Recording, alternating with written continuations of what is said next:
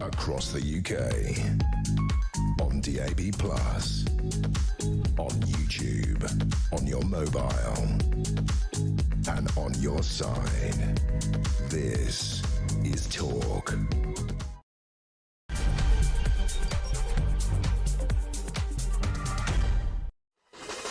Hey, very good morning to you. What is it? Wednesday, the 19th of November. You're very welcome. This, of course, is where your views can be heard. Talk, the home of common sense, where the nation comes to talk. God, it's awful out there. Not to even lie. Winter is upon us. It's raining left, right and centre. Wherever you're going this morning, don't forget, and I should say this almost every time I open the microphone, there's easy ways to listen to Talk now. You can get the brand new Talk app. Just download it. It's the new one. Just Talk. TalkTV's gone. Do it by the 1st of December. Download the app. So if you're in the car in a traffic jam waiting to get a bus or on the tube this morning or just stuck wherever, you can, of course, listen to Talk. Welcome. As ever, if you'd like your view to be heard, there are many ways of doing that, my friends. You can call us right now and send a voice note to the admirable Christian who's looking rather wrapped up this morning in an underlayer. 0344 499 1000 for voice notes. Text 87222. Start your message with the word Talk. It's one of those news days. I've always said it's really important to be straight, that there's not something that sort of jumps out and goes, well, there's loads of stuff. It starts really with the news in the Telegraph, my friends, that Rachel Thieves, or Richard III, as she's affectionately known on this station, is due to spend £6 billion extra in next week's budget on benefits. This is, just think about that. We've got this massive black hole. We've got an immigration issue and social services that are just creaking at their knees. And she's going to spend extra on benefits. Now, of course, we had the debate earlier in the week. Whenever you talk about benefits, the people who are genuinely in need of them, those who are disabled or mentally ill, jump up and down. They think that we're talking about everybody should be ended. No, we're talking about spending money in the right place. Just think about cost of living. Yesterday, Starmer said, I'm only interested, apart from breakfast clubs, he said, I'm only interested in the cost of living. And it does sort of make me think that he and so many of them, especially Reeves, really don't understand what so many people are going through. What I want to say to you all this morning is, what does the real cost of living mean for you? How difficult is it? Because all of us know, if you go to the supermarket, your shop's gone up, right? It has, 2 or 3-fold. We all know that we were promised our electricity and energy bills would go down, right? They haven't. What have you had to cut back on? What sacrifices have you had to make, right? 6:05 in the morning, on your way to work, whatever. What are you missing out on so that Rachel Thieves can spend £6 billion on benefits, and I am going to say it, for a lot of people who actually have no intention of working, who have absolutely no intention of doing anything other than gaming the system? Love to know what you think about this morning. Tell me the cost of living, how it's affecting you, what you've cut back on. 0344 499 1000. Record numbers of Brits are leaving the country. Are you surprised? We're sitting here this morning working when we should go. Oh, have we got Sir Keir Starmer's clip? This will inspire you. This is him saying, I'm really interested in the cost of living. Morning, Keir.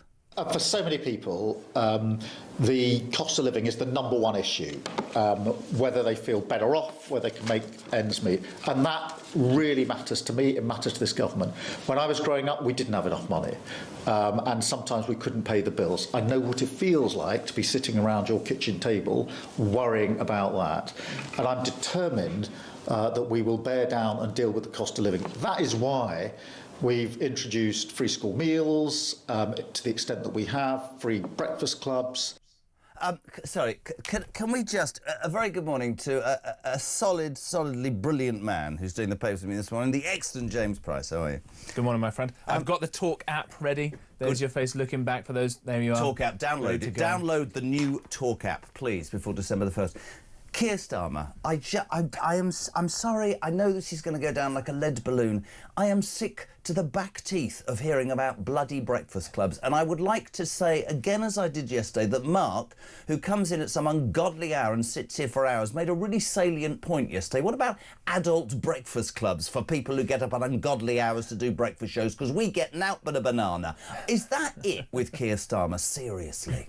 Well, I think it goes to the heart of why we've got such a problem in this country when it comes to the economy. And when you say the economy, people might sort of switch off. But what that means is putting food on your family's table, right? Yeah. And he's talking about, oh, we got free breakfast clubs. What do you mean free? There is nothing, I'm afraid, in this world that is free, except perhaps a hug from your mum, right? There is nothing... Well, no, mine's dead. I just thought I'd drop that in there so nobody hugs me.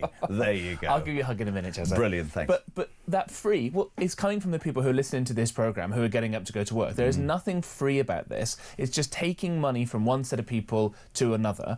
And if you don't do that in a very efficient way, it costs you money. And also, I think there's something deeply, actually, immoral about saying that the government is here to provide all of this stuff. But it should be families that do this. My mum would sometimes go around to her mum's house and nick some bits of bread and go and feed my brother and sister when they were younger, right? Because that's the thing that all parents do ahead of anything else. You want to look after your own children. Every parent listening to this will understand that. So when the government comes along and says, no, we're going to do all this for you, that sounds superficially like quite a nice idea. But actually what that means is the government is abnegating your responsibility to look after your own family. It's why they're going to probably in this budget get rid of the two-child benefit cap, which again means that people who are working hard, listening to this programme, getting ready to go to work, are going to be paying for those children, and people who won't do that and haven't done the kind of family planning to think how many children we can afford to have. I'd spiral that over every part of the economy. Absolutely. And there was that clip last week from Reeves when she talked about that two-child cap, and she was saying, we don't... Well, again, I mean, I don't mean to start this early because Christian will get angry with me, but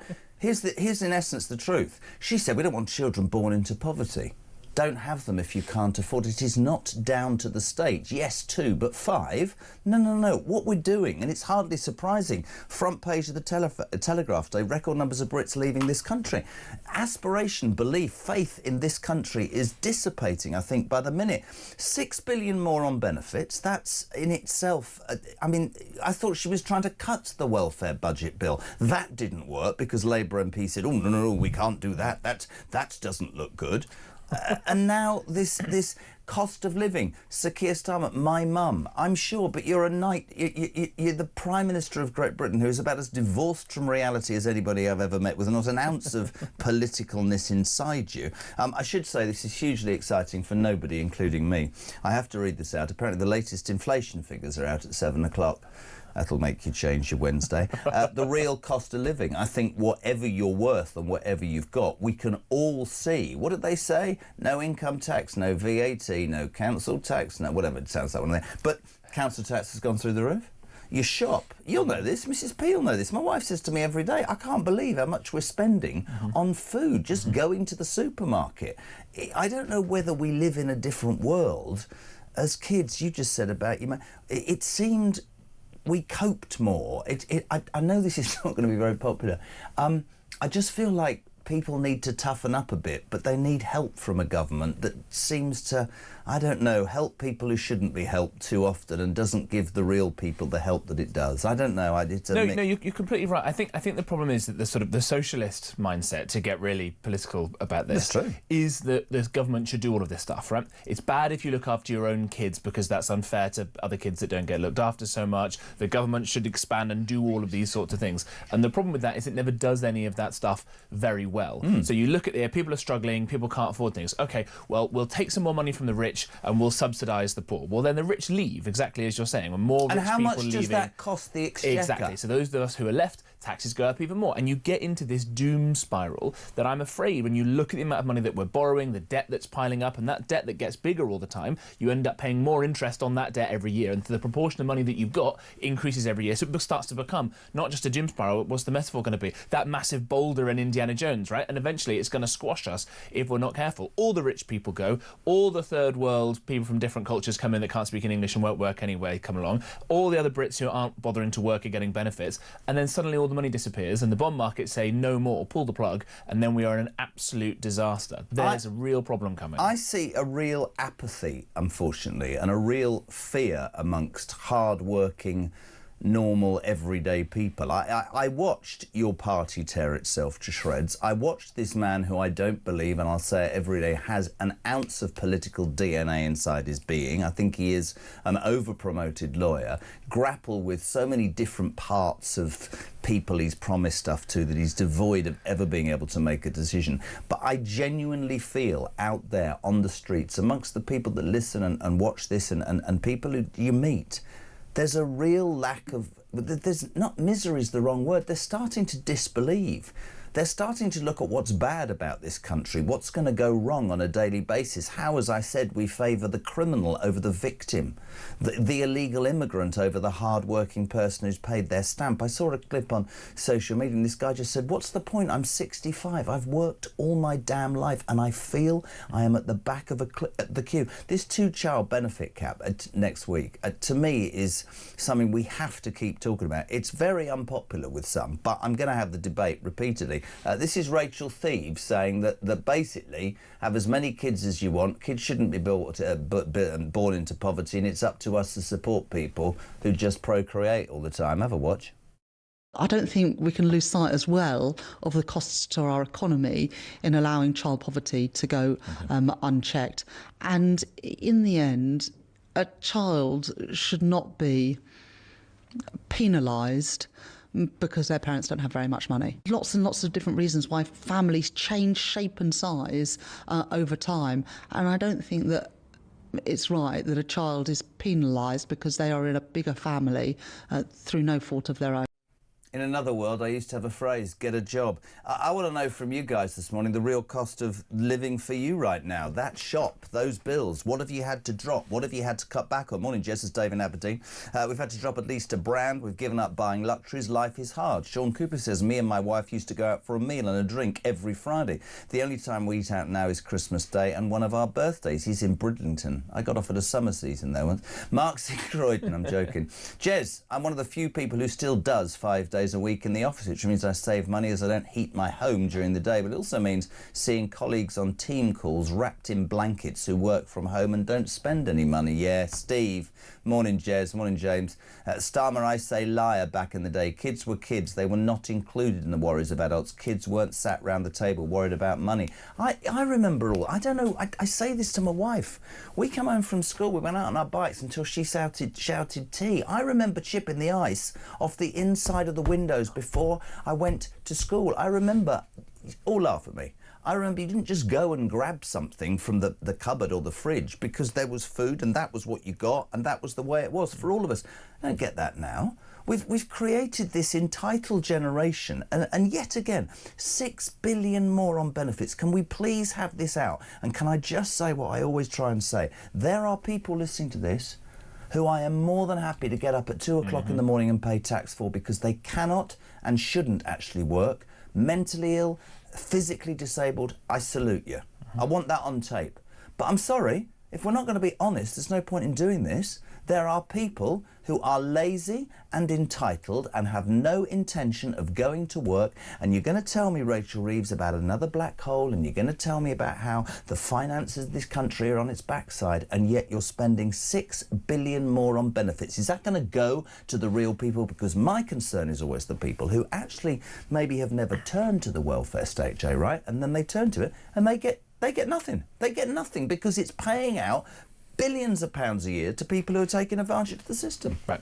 Everybody who... I completely agree with your sentiments, by the way, that there are people out there that we should look after, and we do look after very well, and we could do even better if we spent that money more wisely. And so everybody who cares about looking after those people who can't look after themselves, a deep British idea, deep Christian idea that we should all go for, you should care even more then about the amount of money that's going to people who don't deserve it, because it means that those people who really do need it could get proper care, and you wouldn't have to have so many blanket policies where you have to go and retest people and all the rest of it, right? If you've got someone like my uncle who had multiple sclerosis, couldn't move, couldn't look after himself, one tick in a database, the guy gets looked after forever, doesn't have to worry about any of that stuff, right? Good. It's exactly as it should be. Plenty of other people that might need it for a little bit of time, plenty of people that might need it not at all, and actually being given a bit of a kick and saying, nope, the best thing for you, as Ronald Reagan said, best social welfare programme in the world is getting a job. Absolutely. And that's exactly as it should be, and we're not doing that. And why is that? And what is the politics about this? Why is Rachel Reeves saying this ahead of the budget?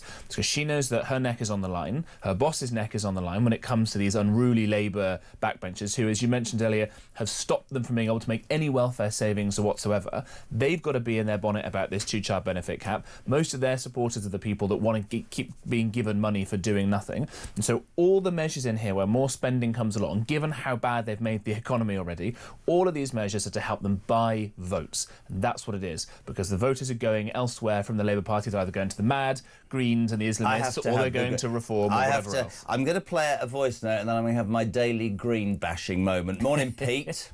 Good morning, Jeremy. Horrible wet morning out there today. Keir Starmer, well, the Mirror had the ideal thing yesterday when they put that stuff in about him. It should have said, mirror, mirror on the wall, who's the biggest liar of them all? Keir Starmer, he's not on the same planet as us. And yeah, as for people's mums, yeah, I'm nearly 70 years old, mate. I could still do with a hug from my mum. My mum and dad years ago were the generation that were Labour voters. They would be absolutely shocked, appalled and ashamed of how that party's running these days. It's not for the country. It's not for the people. Well, certainly not for our people, is it? Only for people who just want to walk in here and get everything for nothing. You see, and Pete, you know, his parents voted Labour. Pete's a working class man who's paid his taxes all of his life. And when I say things like this, people say, that's outrageous. We should be more caring and more moralistic and we should do that. I think we can be, but I think the minute you lose sight of your own people is when you are genuinely in trouble. And that is not far-right rhetoric. That's just... I was a salesman. Here, there's a surprise. And I learnt a lesson very early on from a great guy, Michael Charnaheat, I'm giving him an... He taught me everything I know about selling. And he said to me, the basic mistake that salesmen make, and I think you could use this analogy for politics, is if you go and chase all new business to the detriment of dealing with your existing customers, you will fall on your backside. I believe that politicians in this country have forgotten that the millions of people who pay their taxes and don't complain, who have gone through highs and lows, are no longer going to fall for that sort of virtue signalling BS from the left who say, yes, I know it's hard for you, but you're not in Eritrea, are you? Or, you know, I really think the British people have got to a point where they go, what about us? And I think that's absolutely fair. Yeah, you're 100% right. And there's an amazing proof point for this. Just yesterday, some mad lefty backbench Labour MP, I think called Kat Eccles, came out and attacked the Home Secretary, who is seemingly the one person in the Labour Party trying to deal with the illegal immigration problem, saying this is just pandering to the electorate. Yes, how awful that politicians should do what they're elected to do. Get that up, Christian. It's right. Pandering to the electorate, the people who elected you. Didn't you know that our job as politicians is to lecture you and tell you British people that you're all evil and ghastly and right-wing bigots? No. Right? That's the mindset of some of these people. Yeah. And I remind people, you know, my party that lost the last election, Labour didn't win. It was basically winning by default. And you've got these people in who've believed their own guff, right, who think that they, you know, don't smell when they go to the loo in the morning, and they've come into contact with reality, contact with the electorate. And people go, what, we've elected you? You absolutely don't represent me in the slightest. And the Labour Party is not one I would ever vote for, but I just do wonder sometimes. You think Clement Attlee, who sat there, who was sort of shoulder to shoulder with Churchill in the war, patriotic, founded NATO, helped us get nuclear weapons, all this sort of stuff. He'd look at this party now and think, my God, I should have joined the Tories and never got this stuff going. There is some clue in the title. Labour. It was for labourers. It was for working people. For the people who voted for Keir Starmer and his Islington-based acolytes, I never thought that they represented the working man and woman. I genuinely don't. This is interesting. Mark Hart says, Jez, I work in DWP and I see the bank statements of the claimants. The only people struggling on benefits are single parents with no disabilities. The ones with kids, they blow every penny every single month. One non-stop Uber Eats, gambling, Amazon. The more they get, the more they want, the more they waste. There's no need for a family to struggle even with the two-child cap. Now, some people might disagree with that. Johnny Field, good morning to you. I split with my long-term partner last year, Jez. I've managed to keep a roof over my head for the last 14 months, but I now, as a result of what's happening economically, face the prospect of living in my lorry, in my work yard, in the new year, as my bills are just ridiculous. I work 60 hours a week, every week. This is Johnny in Kettering. This is the reality. This is what I want to do here, right? He's going to have to live in his lorry. Forget that he's split from his missus. That happens. I should know that, right?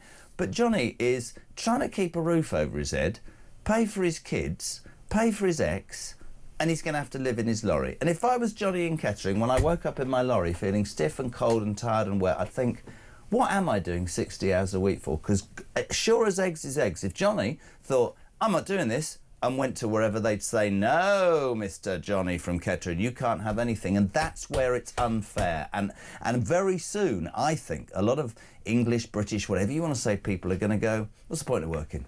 That's the reality. What is the point? Yep, the Welsh and the Scots and the Ulstermen will say exactly the same thing as well. But if that poor chap came in on the back of that lorry, he'd be given a roof over his head, no problem, right? There you got it. Listen, it's 6:22. You're waking up, Jezza, on breakfast here on Talk with James Price. And that main news, well, it's a main news story, the thing we picked out today. Reeves, next week in the budget, is not only going to possibly end the two-child benefit, which means just keep procreating, we'll pay for it. She's going to spend £6 billion more on benefits. I repeat, for genuine people, I will pay until the cows come home. For those people who are gaming it, I think they should be made to go out and give something back to a society that is wiping their backsides. We want to hear from you. 0344 499 1000. Your text to 87222. Back in 3.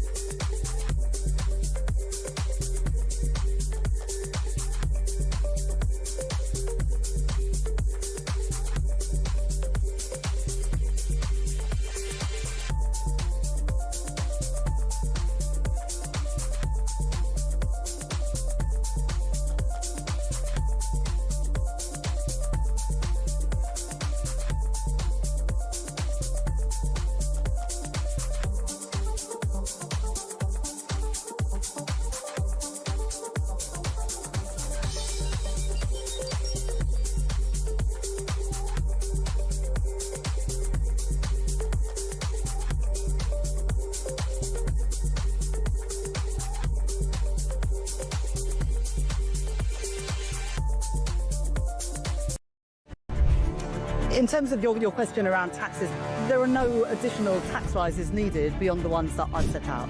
Don't need to increase taxes. I'm not coming back with more borrowing or more taxes. I will not increase your national insurance.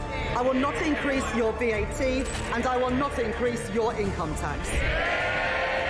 We don't need to come back for more. We've done that now. We've wiped the slate clean. The economic circumstances have declined, deteriorated since a year ago. We are having to look at taxes and spending.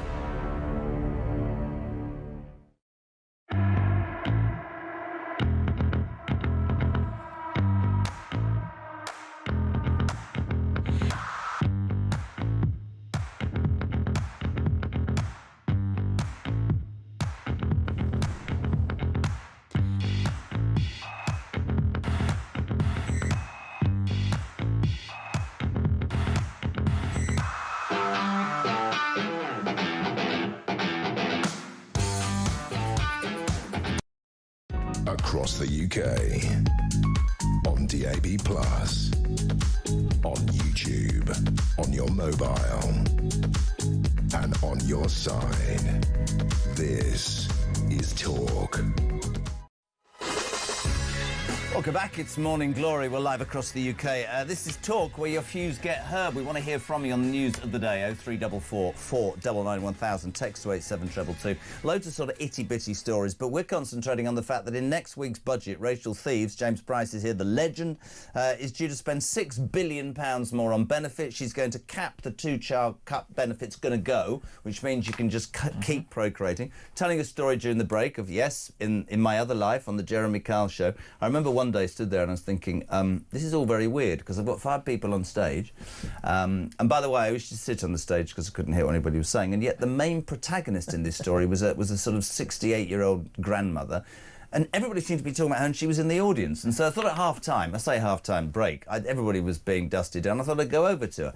And I said, well, why, love, why are you sat here? She went, I'll tell you why, Jez, shall I? Because if I go on that stage and they see me being able to walk, I'll lose my disability benefits.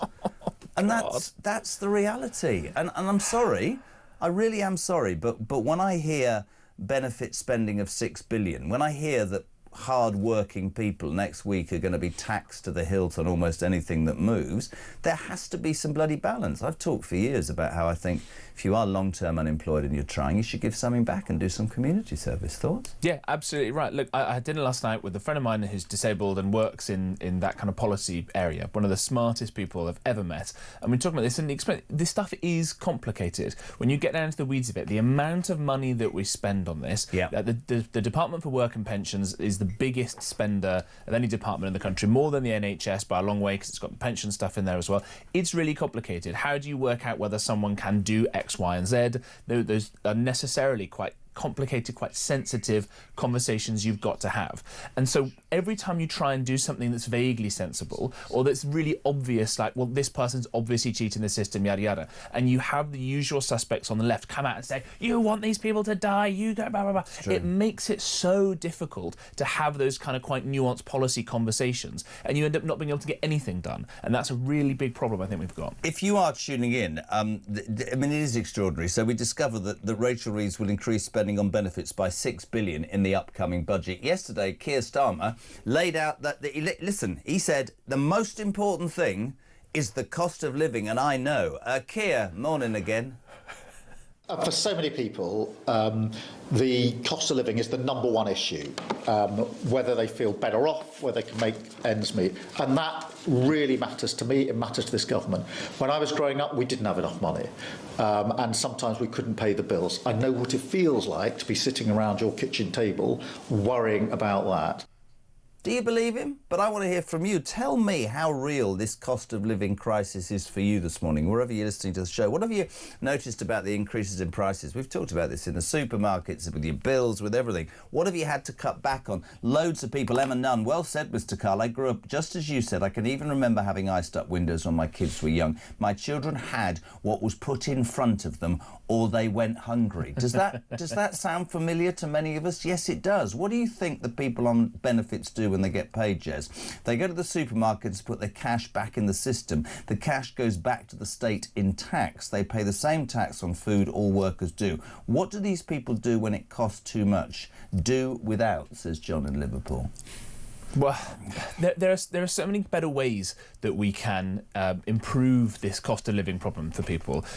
So many better things that the government can do to do this, rather than just taking money and spilling it around, because you get what an economist would call fiscal churn. So the idea, you take some money here, the state wastes some of it, it goes back here, all the rest of it. What you want to be doing is creating prosperity and allowing people to actually look after their own money and develop responsibility and all the rest of it. We talk about ice growing up on the inside of people's windows. Well, a big reason some of that might still happen, people still go hungry, and an earlier caller said that their colleagues are huddled in blankets on work calls. It's because we've got the highest energy costs in the world because of idiot Ed Miliband doing this stuff. You could change all of that very quickly. The North Sea oil, get that going again.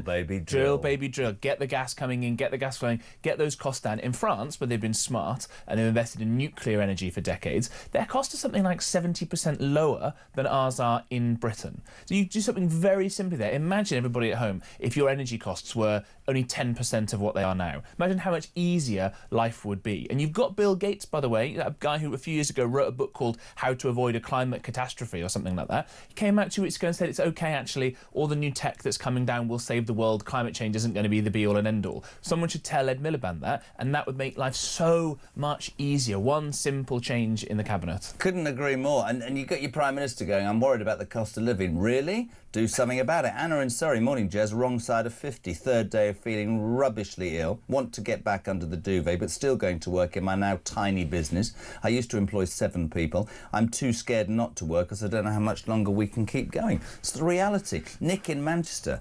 Jez, I'm on benefits due to spinal and a brain injury. I no longer go out to do anything as I help a victim of domestic violence and her child to make sure they have enough food, etc. As with rising costs, she doesn't get enough universal credit to cover it all, and council tax are doing nothing to help her council, which when I told DWP about the situation, they thanked me for making sacrifices for helping her. Jesus Christ. Mark Jones, hi Jez and James, I'm 67. See, I'm really proud of being 60 when I hear messages like this, and you can all laugh at me. When I were a kid, porridge every morning. At tea time, my mum would put food on the table. If you didn't eat it, then the next day the food from the night before was what you got and you went to bed hungry. Mark in Wednesbury. There's nothing wrong with that. There's nothing wrong with that. Of course, we all want to give more to our kids. Listen to Rob, this is brilliant. Trucking around the UK, you heard that correctly. He says, up at 3 a.m. to do a 13-hour day driving a truck, Jez. The guy living in his truck, it's 2025 and we can't even look after our own citizens. An immigrant arrives in the back of a truck, they're welcomed with open arms. If you are the driver of the truck, even if you don't know about the illegal passengers, you get fined per immigrant with the risk of jail and you could lose your job. Fair it is not. Nothing seems to be. Let's move it to immigration. We didn't manage to have this conversation because you weren't in earlier in the week, but Shabana Mahmood took on all comers in the Commons the other day and came out with what I thought was probably the strongest rhetoric for any Home Secretary for a long time. And whilst I understand that probably there's no cat in hell's chance of the woman getting it through because her own MPs, well, that's just not going to happen. I was very impressed with how she took on the Greens, how she took on the Liberal Democrats. One of the biggest problems for her is this decision that she will deport children who were born here. This has gone down with the lefties like a cup of, I don't know, cold sick would be the best way to describe it at 6:30. Do you begrudgingly admire Mahmood? Because I do. Well, she's got a lot of stones on her to even say these sorts of things. Yep. Whether we'll come on to whether or not it's possible to get this stuff passed in her lunatic fringe party, because these people are so divorced from reality and what's actually going on in the country. They'll probably think, oh, it's so evil. She's just like Nigel Farage. You know, they'll do all of that kind of stuff, right? But for her to even say this stuff is impressive, is admirable. Whether she's actually going to be able to do any of it is a different story. When it comes to this thing about children being born here, being deported as well, this is because if their parents are deported, well, what's the alternative? We're going to take those children away from those parents and put them, into the care system that's already struggling? And that's not more kind. That's not more moral. No, of course not. And dare I not ask the obvious question, which again will go down like a lead balloon. I mean, in this country, it seems you can come up with almost any excuse if you find the right lawyer to stay, whether you become gay or you become Christian. And certainly having a child, with the greatest of respect, is going to give you a feeling that you're more secure, which comes back to the two-cat benefit. Couple of comments, actually. Let's start with Kemi. Kemi Badenoch, who's sort of stepped up a game in the last few weeks. Illegal immigration is not a race issue. Here's Kemi. I think there are some people who believe that if you're an ethnic minority, you must be pro-endless immigration, pro-open borders. That is not the case. There are many people of ethnic minority backgrounds who have very strong views on immigration, because this is not a race issue. This is about what kind of country we want to be. She's dead right, isn't she? Yeah, absolutely right. And we need more people to say this kind of stuff. It's like we talked about with the benefits issue. You've got what could be a complicated and thorny set of issues. Who do we want to come into this country? Who don't we? Where should these people come from? Really quite sensitive things about different cultures. We all know that an American or an Australian, it's easier for those people to come here and integrate because they're basically the same as us. Much more difficult for someone from Somalia, where very different cultural mores. But so trying to even have those sorts of conversations, you will have the mad lefties go, Pricey and Carl, they're racist, they're terrible, they hate all this sort of stuff, right? And they'll just do that, and it makes it very difficult to have those conversations. So I think it's great that Kemi Badenoch is coming out and giving cover for other people to say what is obviously true. And the alternative is to go, I'm looking at the colour of your skin and I'm assuming your politics based off of it. Very interesting. And the Labour Party do a lot of that, right? They'll say your Uncle Tom and all the rest of it. And my old boss Nadeem Zahawi, a guy born in Baghdad, Zahawi, not a Warwickshire name, despite where his seat was, right? And people would assume these things about him. And when he would say something like, actually, I think borders are important. Actually, we should look after British people first. You're a race traitor. He would be called that all the time. It's extraordinary. It is extraordinary. Nigel Farage weighed in. Deportation of illegal migrants. Nigel? What is on the agenda is to say to anybody that comes illegally by boat, you will never, ever be given refugee status. You will not be free to walk the streets. And frankly, we've seen far too many harms, and we see them every week now, from young, undocumented males coming into Britain, and you will never be allowed to stay. That's the only message here that is going to work. But it's right. And I watch these politicians when Nigel tries to speak in the House of Commons, right? It's unbelievable. And I always think the same thing. Like Nigel or don't like Nigel, vote whichever way you want. But we go back to what we were saying earlier. Are you listening to the electorate? That Eccles, can you repeat that Eccles story? Because this is just... There is a clip somewhere if you can find it. This is extraordinary. She accused her This is a Labour MP. A Labour MP, Kat Eccles, as in the Eccles cake. She accused the Home Secretary, Shabana Mahmood, of merely pandering to the electorate by wanting to clamp down on immigration. Pandering to the electorate. Now, one thing that Mahmood did do was she took on the Greens, and I'm going to go back to my favourite story of the week, and I make no apology for this. The Greens are surging in the opinion polls as Labour falls backwards. The Fruit and Nut Party are in open warfare because I think Sultana's got 800 grand that Corbyn wants. I've no idea about the legality of that. However, Zach Polanski has a couple of deputies, one of which is Rachel Millward. Have you heard this great story this week? Earlier in the week, I think on Sunday, there was a massive demonstration in Crowborough, which is in leafy East Sussex. I know it very well, and I'm not allowed to tell you why, but it's true. If I tell you why, it sounds awful, so I'm not going to. Anyway, so off air. And the reality was that 600 male migrants, unvetted, were going to be put into what you can say is a sort of former army base. People were being kicked out, veterans, whatever. And if you remember, the Greens' #1 slogan is, all refugees are welcome. Can I just repeat that? The Green Party, all refugees are welcome. Only we discovered that Rachel Millward, in fact, co-signed a letter with the head of the council saying, we don't want them here. And when questioned by the wonderful Poppy Coburn from The Telegraph, she went, well, they're not safe here. I mean, they're not safe. They're not safe in leafy East Sussex where racehorses get trained. That's all I'm saying. Unbelievable. They need to be called out as the hypocrites that Shabana Mahmood. What she did to the Greens was fantastic. Yeah, the Green Party are completely and utterly insane. Right? There's no at no point. There's no two ways about it. At no point Zach Polanski, a man who's most famous. People should look this up because you won't believe me when I remind people this, most famous for, in an interview, telling someone that he could use hypnosis to increase a woman's breast size. That's the leader of the Green Party. Go look that up. And as you say, one of the deputies, this quite sweet lady whose, I think, job before getting into politics was running a feminist film festival. Sounds very pleasant and nice. Massive hypocrite of going, well, we can't have these fighting age men over here because, I don't want to say why, but we all know why. And then comes out and says, they're doctors and they're surgeons coming over here. To which I think someone called her. I said, I don't think doctors and surgeons throw their medical licences into the English Channel when they cross over illegally. That is the kind of mad world that some of these people live in. Let's remember, by the way, the other deputy leader of the Green Party, charming gentleman called Mothin Ali, is someone who bullied a rabbi so badly that he had to go into hiding with his family. And there's a range of other very unpleasant things. And has backed the Houthi rebels and all kinds of other heinous things. So all those people who go, the Greens, they've got it right. They care about the economy.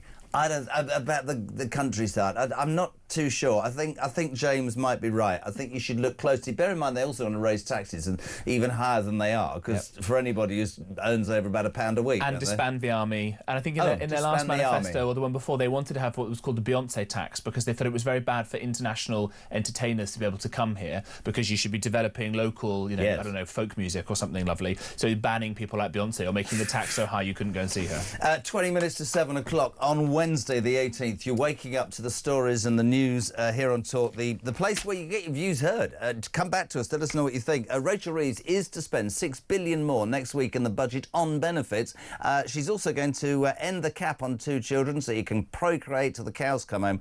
And I've just asked this morning, really, I mean, what does it mean to you? What is this cost of living crisis? Your supermarket shop, your bill, what have you had to cut back on? The response has been phenomenal. Keith this morning, as a kid, see, I get this. My grand's house didn't have central heating, only a coal fire in the parlour. My abiding memory of this era was catching my mum, grandma, auntie warming their backsides in front of the fire. Oh, for a smartphone back then. Absolutely. The world's changed, man. Talk. Does that mean if they get rid of the 2-child benefit, the sale of condoms will go down? Possibly. See, now I want to tell you another story from the Jeremy Carr show, which is going to result in he's going to fall off the chair. One day a bloke said to me, I can't possibly be the father. And I went, why? And he went, well, I know I didn't use a condom, but I did use a toffee crisp wrapper. And that is a genuine story. Every day we fall further from God's light. I remember thinking, wow, that's a start to my Wednesday. Tell me how this cost of living is affecting you. 87222. Start your message with the word talk or leave us a voice note. Morning, Kitty. From that clip, another insincere load of nonsense from Keir Starmer, the thing that stuck out for me was him saying, I know what it feels like to sit around the table worrying. He doesn't know what it feels like. It's just another lie. He cannot empathise at all. For me, I think the cost of food has doubled, if not trebled. And I look at the price of digestive biscuits, McVitie's, and a double pack used to cost £1.99, and I think now it's up to £3.50. I know it because my husband eats them all the time.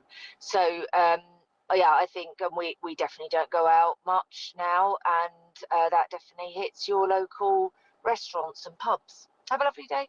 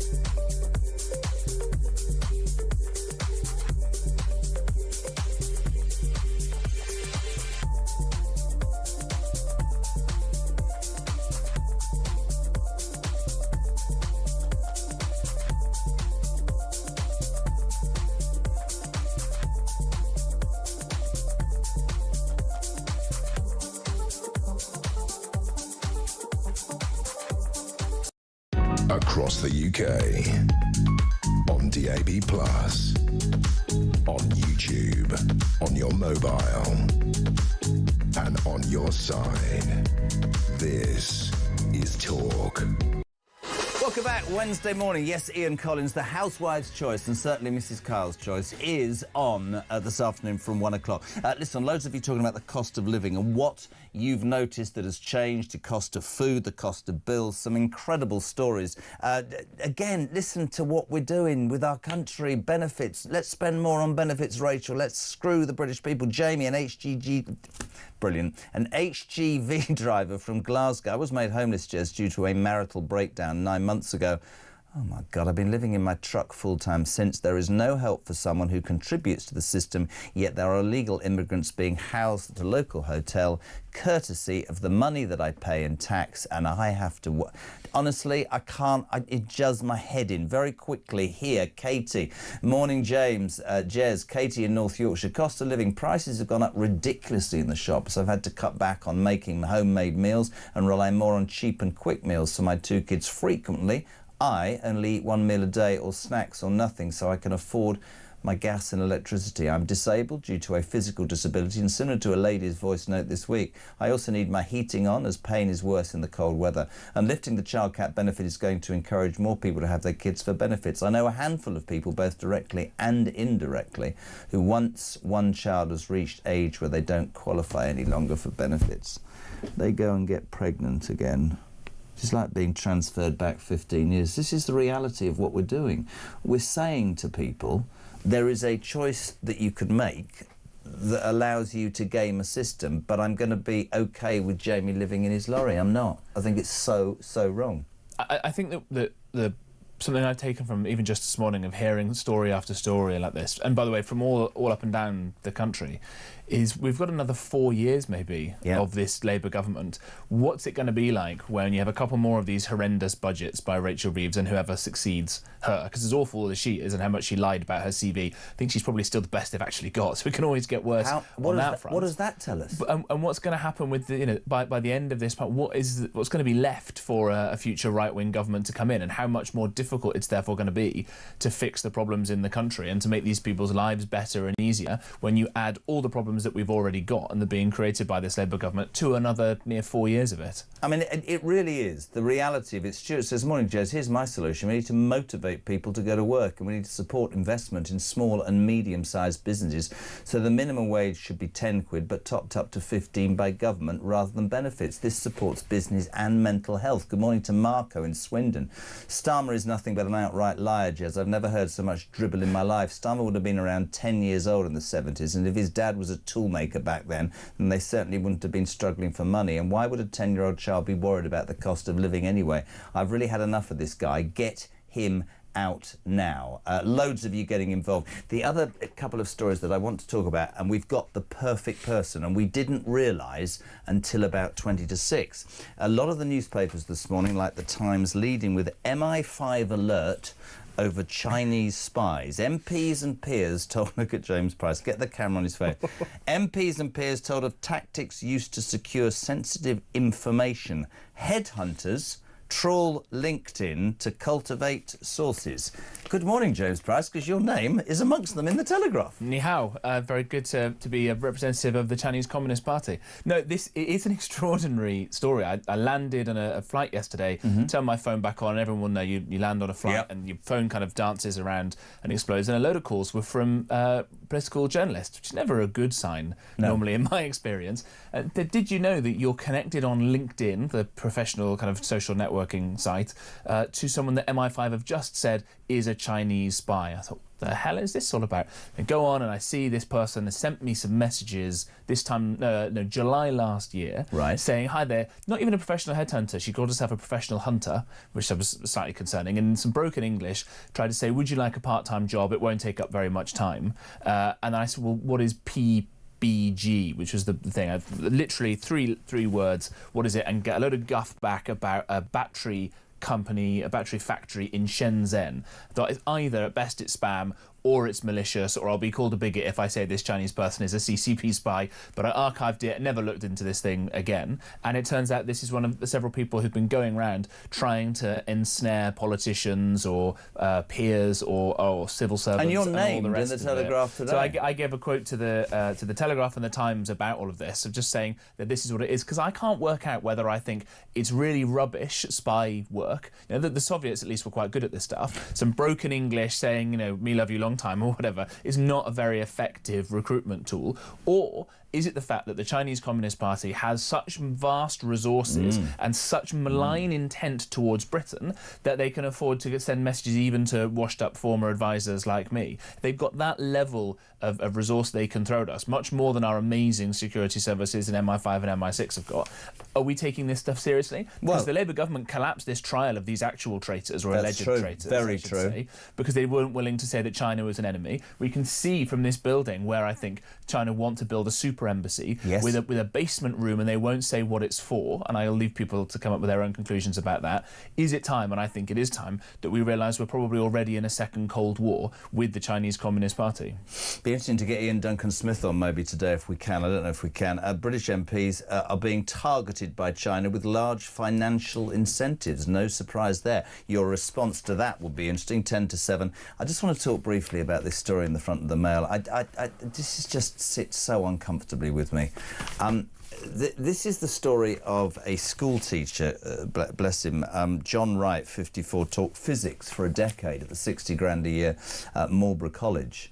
A few ill-advised remarks and a public school teacher who lost his job and his life. Now, he was fired, was John, I'm reading verbatim from the Mail, after saying no gum and no gays about a trip to Singapore, where chewing gum is banned, and Malaysia, where homosexuality is illegal. A public school teacher accused of making a joke on a school trip was later sacked and killed himself. Exclusive in the Mail today.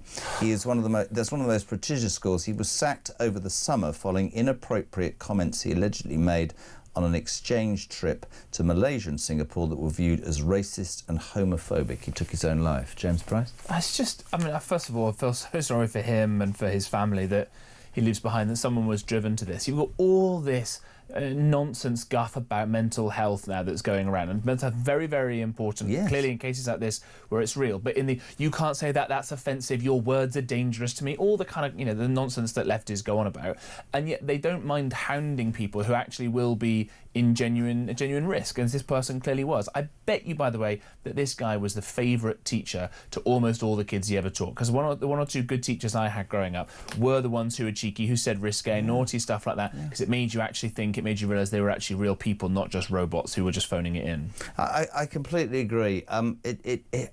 You're going to get to a point, surely, in this world where you're too scared to say anything. You're going to get to a point where, I don't know, you just look at the unfairness of everything. We're waking up to the news today, if you are just tuning in, that Rachel Reeves is due to spend £6 billion, £6 billion on benefits next week. This is to further inflate people to sit at home and do nothing. And I just want to keep saying it because I would do. I genuinely love a system that helps people who are disabled and mentally ill and can't work. But we've all got to be honest, there's people gaming the system to the detriment. We've heard already from people living in their lorries, marriage breakdowns they can't afford, they're paying tax, for migrants to live in hotels. We're welcoming people. For us this morning, I want to know, what is the real cost of living to you? What have you noticed in the increasing prices in your weekly shop? What have you had to cut back on? 87222. Start your message with the word talk. This is Talk.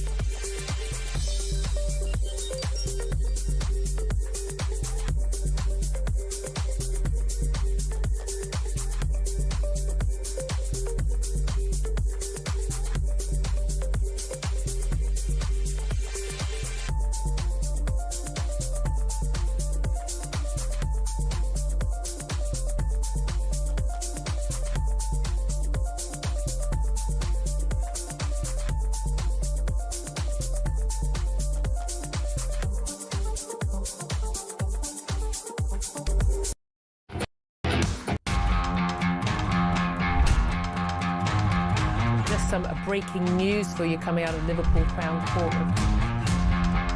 Loads to talk about, I promise you that. Loads and loads and loads. Good afternoon. Welcome to the programme. Welcome to the home of common sense. Yes, it's me again, your genial host, Kevin O'Sullivan. Top of the morning to you. This is Talk Breakfast. I'm Mark Dolan.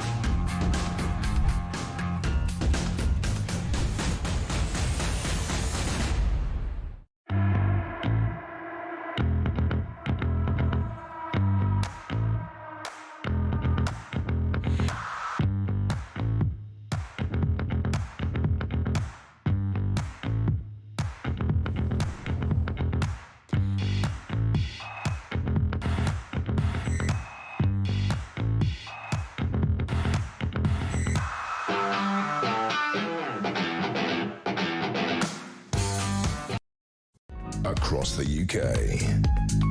On DAB+, on YouTube, on your mobile, and on your side. This is Talk. Welcome back. Wednesday, the 18th of November. You're waking up to find out that Rachel Reeves will be spending an extra £6 billion in next week's budget. She's going to end the cap on 2 children. Basically, we're sending out a message. There is a cost of living crisis. You lot can deal with it. I'm going to spend more on people who actually are taking advantage of the system. I've said my point, don't jump up or down. John in Liverpool, thanks, Jez, for the show. We may not agree on everything, but I have the same morals and expectations as you. You only hear from me when I message in. I know of you from your years on TV, but thanks again for giving your time today to hear from people who are struggling in this country. Sharon's in Staffordshire. Good morning, Jez. I'm sick of this country. I'm a waspy woman. The government stole my pension from me. I had to work longer, but this government is quite happy dishing out taxpayers' money, my money, to asylum seekers and foreign aid when we need that money in this country. It is a disgrace.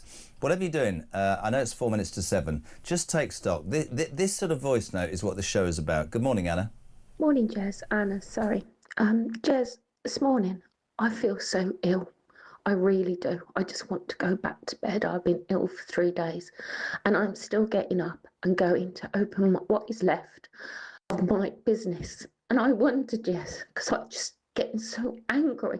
Why do I, at my age, go to work to keep people in hotels that are criminals, Jez? Why am I keeping 1.2 million non-British people on benefits? Why am I keeping people who can work on benefits?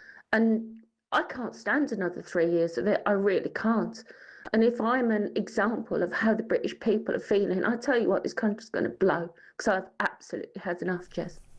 James? Well, you lose words when you hear so many of these stories this morning already of just how difficult people are finding it, right? Yeah. But I think the last line that she just said there about this idea that the country is going to blow, I think that there are increasing numbers of people who think that the political system as we currently have it is becoming incapable of fixing the problems, right? And because all the incentives, all the systems, the institutions now seem geared towards taking money from hard-working people, whether they're rich or whether they're poor, and from people who've got good ideas and want to crack on and all the rest of it, taking it from them to give it to people who are undeserving. It used to be that redistribution was taken from the rich to give to the poor. Now it seems to be taken from those who work hard and try and do the right thing to those who aren't, whether those people are British or not British. And if you have that going on, and you add to it the fact that no one is getting any richer because we're not caring about prosperity, and you add to it the kind of cultural tensions that we're seeing, that is not just limited to the big cities, but as you move these illegal migrants all around the country and the crimes keep stacking up and all the rest of it, I'm really, really genuinely concerned about the level of civil unrest that we may start seeing. I'm surprised and glad that it didn't happen in this past summer. It's interesting as well, whenever you say those sorts of things, you get labelled, we get labelled, but Anna, to me, sums up what's going on. You know, I've always been one of those people who thinks we should have done all the things that we did as a country, but I will repeat this until they drag me out of here. When you basically do things to the detriment of your indigenous population who are living their lives correctly and paying their tax and are going, sorry, why am I at the back of the queue? You are in trouble. James, legend. Next week? I'll be here, sir. Top man. Nearly recruited by the Chinese spies, but not quite. Almost never. 7. Never Almost a commie, 7 o'clock. We're live across the UK. Talk is where the nation gets talking. 87222. Start your message with the word talk. What do you think of the cost of living crisis? What has it done to you? How has it affected your life? We'd love to hear from you. We'll kick off the next hour with Sarah Poaching from Reform after the news at 7.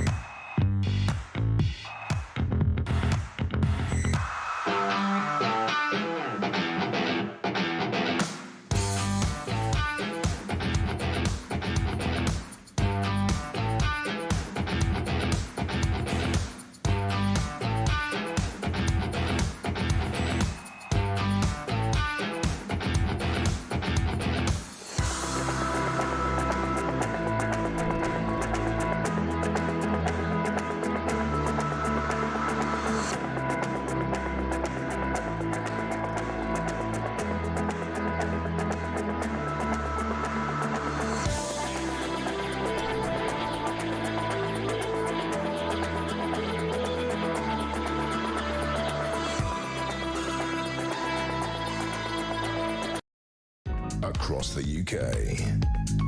On DAB+, on YouTube, on your mobile, and on your side. This is Talk.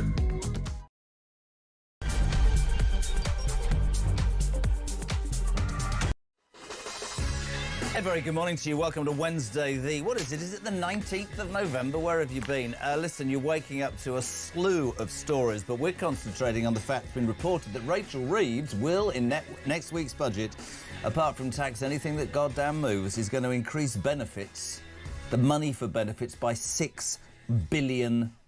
So this is a woman who apparently has a black hole, who is skint. We can't have anything. Everything's going to the dogs, but she's going to spend £6 billion on benefits. At the same time, our Prime Minister has finally put his head above the parapet because we haven't seen him this week. He didn't want to talk about illegal migration. He wants to tell you that he understands the cost of living crisis. Morning, Keir. Nearly. Morning, Keir. For so many people, the cost of living is the number one issue, whether they feel better off, whether they can make ends meet. And that really matters to me. It matters to this government. When I was growing up, we didn't have enough money. And sometimes we couldn't pay the bills. I know what it feels like to be sitting around your kitchen table worrying about that. And I'm determined that we will bear down and deal with the cost of living. That is why we've introduced free school meals, to the extent that we have, free breakfast clubs. I should tell you that inflation, I've just heard, brilliant, has fallen a minute bit to 3.6%. Apparently I have to tell you that. I'm more interested in what this cost of living crisis that Keir Starmer seems to acknowledge but do nothing about, what it means to you this morning. You know, what have you noticed? Prices, bills. What have you had to cut back on? What are you missing out on? What changes have you got to make? And if you put that against how you feel when you go out to work and do everything that you're supposed to do, and you see people not working. By the way, just going to say it, I love a system that helps people who are genuinely mentally ill and disabled.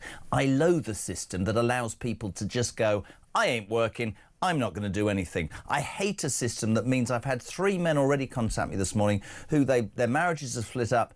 To pay for the bills and to go to work 60 hours a week, they're living in their lorries. That cannot and shouldn't be right. When your own population lives their lives correctly and are suffering and you're giving it away to others. I mean, there was this ridiculous... There's a Labour MP called Kat Eccles, right, who literally said yesterday to Shabana Mahmood, who was doing her best to try and argue that we should control immigration, what you're doing is pandering to the electorate. Oh, yes, Kat Eccles, named after a cake. Yes, yes, yes, that's because we elected you. We elected you, you stupid woman. Good morning, Perry. Keir Starmer used to sit around a table at 10 years old worrying about money. Yeah, righto. I thought his mum worked for the NHS all her life. I thought his dad was a tool maker. Different class, mate. They didn't used to worry about money. And if they did, you know, a loaf of bread used to be 15p. If he used to worry about a loaf of bread being 15p, how does he think we feel now when a loaf of bread's £1.50? The man's a damn fool and a liar. Tin of beans used to probably be 4p. Now they're like £1. Yeah, like he really is worried about money, isn't he? How does he think we feel now when he's walking around as a multi-millionaire and I'm flipping out here working all the hours going? That's the reality, my friends. That is Perry on the cost of living. We'd love to hear from you this morning. 87222. Start your message with the word talk. Is it any wonder we also can report today that record number of Brits are leaving this country? The world has gone mad. Morning, Jez, says Dave. I used to work as a home shopper for a large supermarket, and you soon worked out who worked and who didn't by the amount of shopping in the trolley. That's very interesting. This is anonymous. What is the cost of living crisis to me, Jez? It's working 3 jobs because I can't afford not to. I'm a firefighter, oh bless this, and my dad before me too. He enjoyed a 30-year career and retired working just 1 job. In the same job, I'm going to work 40 years and I can't even afford to take my family on holiday anymore unless I work a 2nd job. And now I'm doing a 3rd job to pay for Christmas. Once upon a time, the cost of living crisis and the migration crisis were different things and it was a different world. I do think, and I think so many people are responding to this, I do think there has to be an acknowledgement from those left-wing people who are appalled by what I say, that if you keep giving people money for doing nothing to the detriment of people who are working hard, you are going to end up, I don't know where you're going to end up. We say a very good morning to the Reform's newest MP. We love her on the show. Runcorn and Helsby. Good morning, Sarah Pochin. How are you? Good morning, Jeremy. I'm fine, thank you. How are you this morning? Well, I'm sort of agitated. You'd have seen that Keir Starmer clip. You know, I know what it's like. I don't want to deride the man, but when I wake up and I find out that Rachel Reeves is reportedly going to spend an extra $6 billion next week on benefits. This was a party that said they were going to cut the ridiculous welfare bill, a budget. They tried to get through, I think, a paltry $5 billion cuts. Their own left-wingers wouldn't allow that to happen. They'll probably end the cap on 2 children, which means can procreate till the cows come home and get paid for yet more children. And yet all I'm hearing all morning, Sarah, is hard-working, decent, law-abiding people who are going to work and are being screwed and have had enough. It's not good. We can talk about everything in the world, but the truth is the Brits that contact us are struggling. Yeah, absolutely. And what we're finding, aren't we, is that the British hardworking taxpayer, and we call it now, Zia's phrase has cottoned on, the alarm clock generation, those people that get up, like you, like me, go to work every morning, we will be penalised in this forthcoming budget. And it's not just going to be the wealthy that will be penalised, it's going to be every element of the working population that will be penalised in this budget. I think we are all dreading next week, November the 26th. And there's lots of things to point out here. First of all, the fact that the Chancellor has U-turned so recently on her income tax rise is of great concern, because what does that say about how they're now probably scrabbling around trying to fill that hole that would have been filled by an increase in income tax? It's incredibly unprofessional, it's incredibly destabilising for the markets, and we can't underestimate the power of the bond markets. They are waiting to see what's going to happen. They're jittery, they're nervous. And basically, to translate that into, normal speak for people like you and me, if the markets lose confidence in the Chancellor, then she has to go. Then that's when there's a financial crisis in the country. So there's so many elements to this, from the macro scale right down to the micro scale, like your chap there that was talking about the prices in the supermarket. And aren't we all fed up going to the supermarket every week and the bills getting higher and higher? And I couldn't agree with you more. And I repeat to people, I want to know what this cost of living crisis means to you in real terms, the cost of things, what you're missing out on, what you're cutting back on, what you're having to drop. There's something else, though, isn't there, Sarah? 6 billion more on benefits, OK?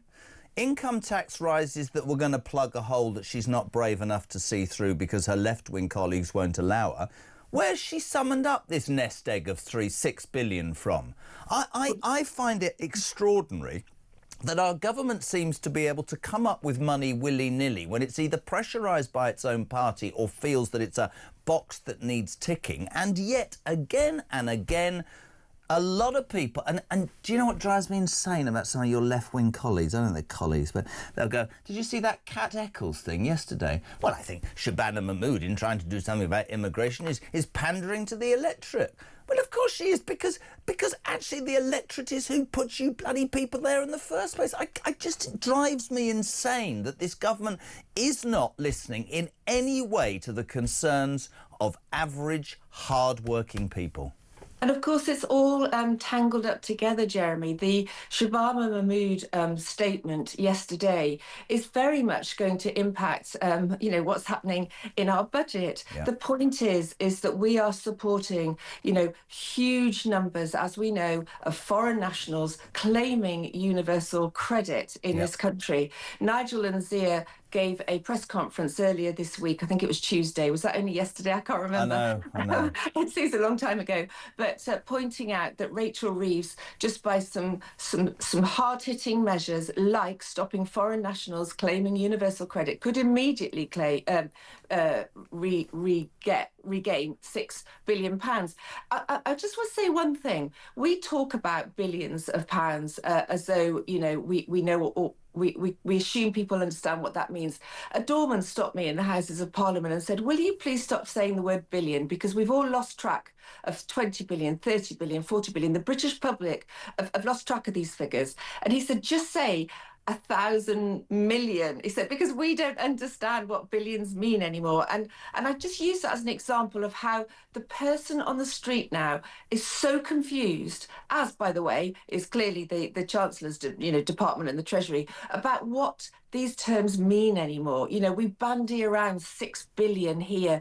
Look, what we need to do is get a grip of people abusing the system. That's both foreign nationals, but also the work-shy generation. Also, we need to reorganise the whole PIP system and get rid of this mild anxiety costing 3.5 billion we could save straight away. There you go. I've just done it again. And 3.5 thousand million out there for people. But the point is, we have to stop people taking advantage of our benefit system. But that's across the board. That is illegals, that is foreign nationals, but that is also work-shy people in this country. And what I find so hard to comprehend is, and you have a leader in Nigel who is very firm on what he says, and I was saying in the first hour of the show, when the man stands up to even speak in the Commons, he's derided. And I find myself, not on a personal level because I know him well, but I'm talking about these people. I look at these MPs and I think, have you literally got a brain cell in your head? Because if you continue in this way,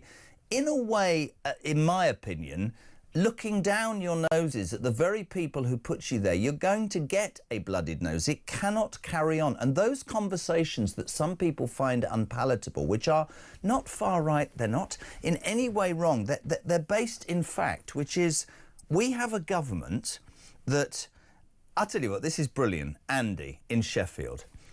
I do believe Keir Starmer worries about money.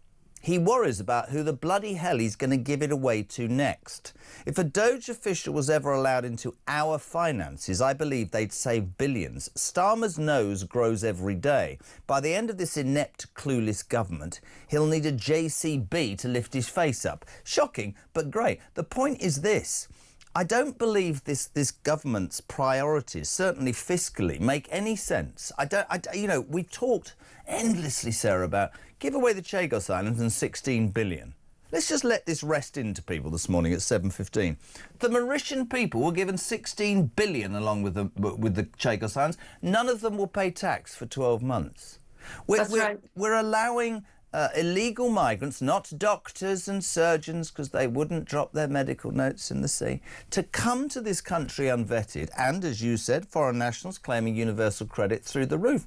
On Monday, we had this unbelievable comment from Mahmood, who I think his intentions are great, but we're also going to pay £3,000 minimum to every person who's broken illegally in our country to damn well leave. And yet all I do is sit here and listen to people saying, I'm living in my truck, I can't afford the weekly shop, I never can go on holiday again, we don't take the kids out.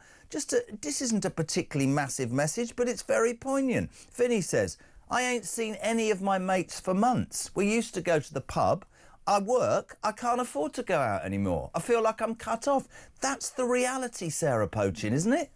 It so is. And the thing is with the Labour benches now is that whether it's Shabama Mahmood and her policies from Monday, or whether it's going to be Rachel Reeves and the budget, they're not going to be able to get through any kind of tough sanctions, because I sit there watching the backbenches in the chamber and they are actually giving their own front benches abuse. They're not going to vote this stuff through. Labour is split, divided on these big issues, and these issues are so big that you have to be united as a ruling party to get this stuff through. So I think we're going to see an absolute shambles of a budget.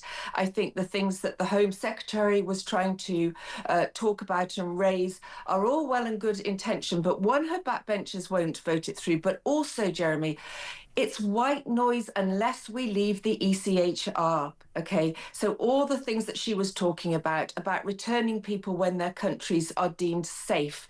Yes, paying them at least, it wasn't just £3,000, it was at least £3,000 each per family member to return. And we know how big some of these families are. But none of that will happen whilst Article 8 still exists. The ECHR is still there to use as a defence. So, I mean, I could talk at length about the problems with what Shabama Mahmood has said, but the fact is only Reform have said that they will leave the ECHR, although the Tories have jumped on our bandwagon. But do you know what makes me laugh now, Jeremy? They're all sounding like Reform. You know, Shabama Mahmood sounding more like a Reform politician than I've ever heard any Labour politician sound. Tories just copy what we say. But the point is, what we say is sinking in. We are going to have to do something about the foreign nationals claiming benefits in this country. And can I jump in? Apart from foreign nationals claiming universal credit, why is there this sort of, you can't go there? Why can we not accept also that, I mean, this is going to send the lefties into a tailspin. Why are we giving billions in foreign aid when our own people are struggling? I genuinely, people will look at me in the face and say, you don't understand. You're going to affect people's lives. What about the people here living in their lorries? That's how I see it. Yeah, and one of the things that Zia Nigel made very clear this week is that again, Rachel Reeves, she just needs to cut the foreign aid budget. We said we'd cut it down to 1 billion only from, I think it's 13.5 billion at the moment. Yeah. I mean, how ridiculous. So, Jeremy, we're giving money to countries like Pakistan, okay? How many Pakistanis do we have here that whose either visas have run out, who shouldn't be here, who haven't got the right status to be in this country? But do you know what? They won't take back their foreign national offenders. They won't take back people that are here illegally, but we are still giving them foreign aid. Well, who is the mug in this game? We have to stop this foreign aid budget nonsense. Charity begins at home. Zia made that very clear this week. I believe that 100%. We have too many problems here at home. We are wasting yours and mine and everybody watching this, our hard-earned taxpayers' money on foreign aid going to countries that don't need it and don't deserve it. I couldn't agree more, Sarah. Always great to have you on. So kind of you to take the time this morning. Sarah Pochin, Reform's UK MP, Runcorn and Helsby. Just before we go to a break, Carol in Shoreham. Jez, you talk sense. It's always been a bit tricky living as a single pensioner, as we have such a low pension despite having paid in all our working lives. It certainly shouldn't be classed as some kind of benefit. I've just received my car insurance renewal and it's increased by over 30%, even though there haven't been changes to my circumstances. No accidents, and still have my 15-year-old car. This is horrendous, like so many more of my bills. Grossly unfair. It's an insult to the British people. It's getting to a point where there's complete madness. If you are, listen, Carol, completely agree. You're waking up to the news that Rachel Reeves allegedly in the budget next week will increase benefits by spending $6 billion more, despite the fact that apparently the government is totally skint.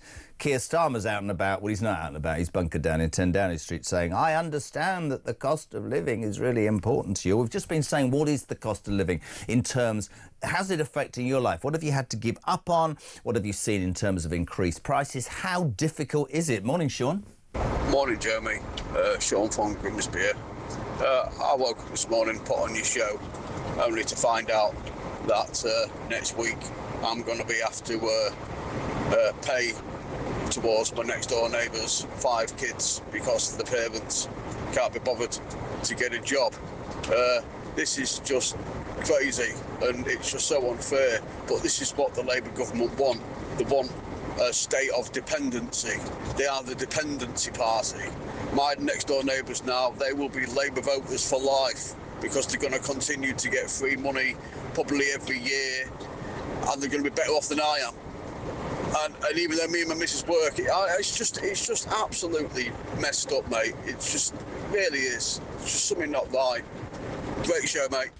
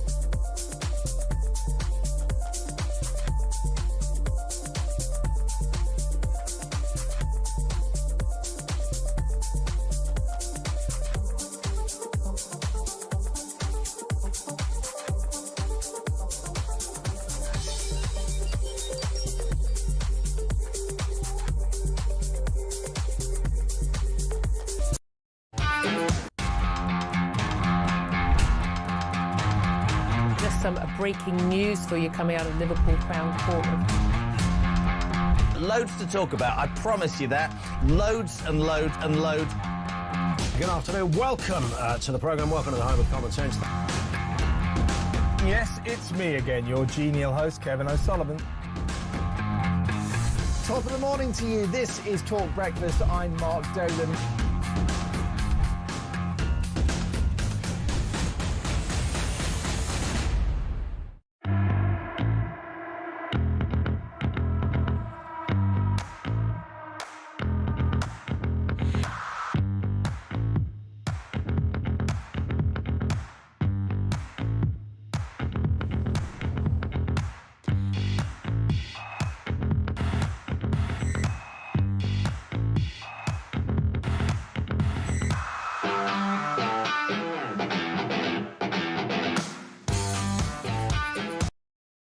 Across the UK, on DAB+, on YouTube, on your mobile, and on your side.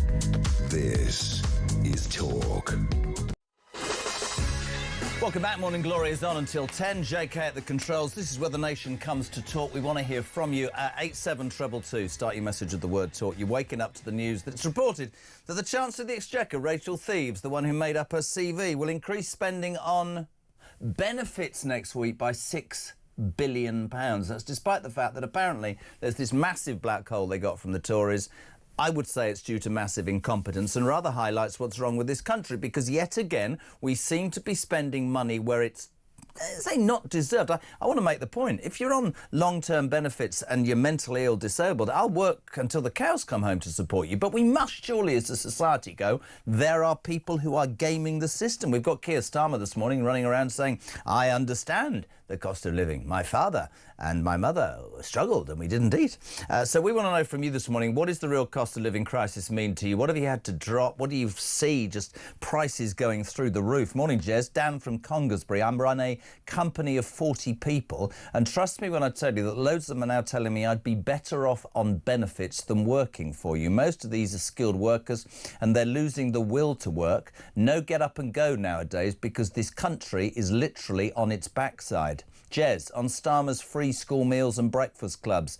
They're not free, they're paid for by the British taxpayer that's already struggling. Yet again, 99% likely the feckless dole dossers are the ones who benefit from this mad place. Listen to Paul in Fife, though. I think this is, I think a lot of people will think this. Listening to Starmer talking about growing up in a family home where they couldn't pay the bills has almost made me vomit this morning. His daddy, the toolmaker, actually owned the company. I bet Starmer never went hungry in a minute of his life. Rob's in Leicester. I've noticed the price of food and fuel is creeping up by the day, Jez. This is preventing me from doing my hobby, so I go to work, come home and wait for the next working day. Felt like I had a well-paid job before Labour got in. I have £30 to see me till the end of the month. £30 and I do everything correctly, and yet I see people coming to this country doing nothing and they're better off. We say very good morning to, Rachel Reeves' opposite number, Mel Stride, Shadow Chancellor, Conservative Centre. Look, it wrapped up this morning, Mel. You haven't done the leaves on the grass, but thank you for joining us.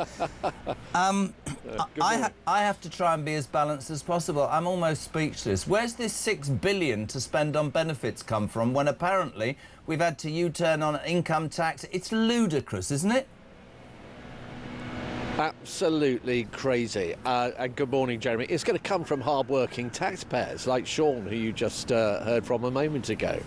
People that are doing the right thing, going out, working hard, paying their tax. Well, they're going to be asked for paying even more tax. And we think that's going to come by way of extending the freeze to the thresholds for tax, which means that more people will be dragged into paying those higher tax rates. And you're absolutely right. What's it going on? It's going on billions of pounds of additional welfare payments, including, we suspect, scrapping the two-child benefit cap, which means that under Labour, if you're on benefits, you'll be able to have as many children as you wish and receive benefits at the taxpayer's expense to pay for that. So not really having to take the hard choices that those that rely simply on hard work and paying their taxes have to take when it comes to the size of their family. So all the wrong choices here, I'm afraid. And that's the point. And Mel, from the listeners and the viewers this morning, in their droves, they're all saying one thing. Why on earth do we make the choice to live our lives correctly, go to work, pay our taxes, live within the law, when it seems that... And let's talk about Shabana Mahmood. Great language the other day. I don't know whether it would be possible to get any of that through, but we seem to have become a society that benefits or helps people who don't do or put in to the detriment of the indigenous population. And I can tell you categorically, the British people have had enough. Yeah, well, look, we need to have a government that's got some backbone, and you talk about stopping the rates of illegal migration, and Shabana clearly had a number of things that she set out yesterday, some of which is sort of leaning in the right direction, but it won't amount to a plan that's James, can I stop you there?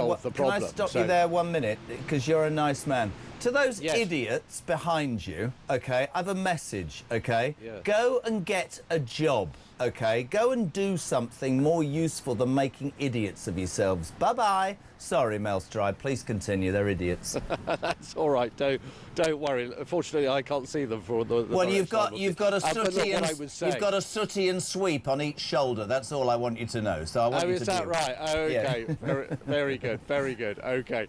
All right. So anyway, back to illegal migration. Look, we need a proper plan here, which has got to have deterrence at its heart. We have said that we will step out of the ECHR, which means we then have the capacity to actually remove people from our shores pretty much as soon as they arrive. And I think anything short of that step is just not going to cut it. So I agree with you. I mean, these are kind of measures which are going halfway, but not all the way in terms of coming up with a proper solution. Yesterday, a Labour lefty called Kat Eccles, who I'm told is not named after the cake, came out with something that I thought was extraordinary and perhaps sums up where so many people in this country have lost faith in the political system. She said and accused Shabana Mahmood of, and I quote, "With these immigration suggestions, she is simply pandering to the electorate."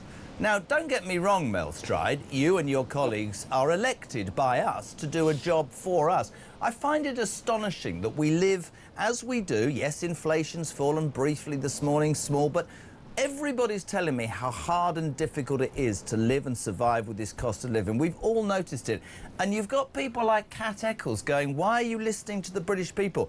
This government, your last government, I'm being honest, didn't listen at the right time. The British people deserve to be heard, don't they?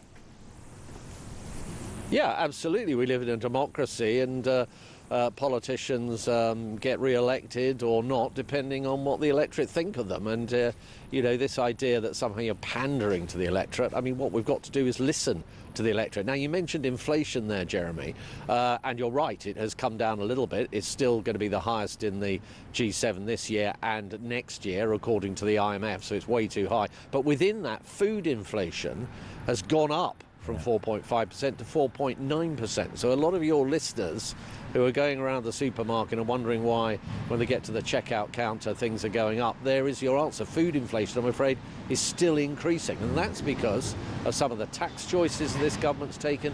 And, of course, they've borrowed and spent vast amounts of taxpayers' money and borrowed money, and that has stoked inflation as well. I mean, I say this every day, and I think it's really, really important to say we're in the grip of a party that can't add up, because we cannot even afford the interest on the debts we've got. You'll know this as the Shadow Chancellor. They lent 20 billion last month, half of which was spent on paying interest, 180 billion a year. It's not sustainable, but it comes down to pure economics. I was brought up, my old girl, before she, literally, I remember, even at the age of 80, had this ledger, Mel, right? And each month was credits and debits, and that's how they lived their lives. This government promises to everybody, and I think the British people then go, hold on a second, so you're giving, I mean, foreign nationals claiming universal credit, for example. I mean, the whole thing is appalling, and again, to the detriment of people working really hard. And something's got to change. It really has to.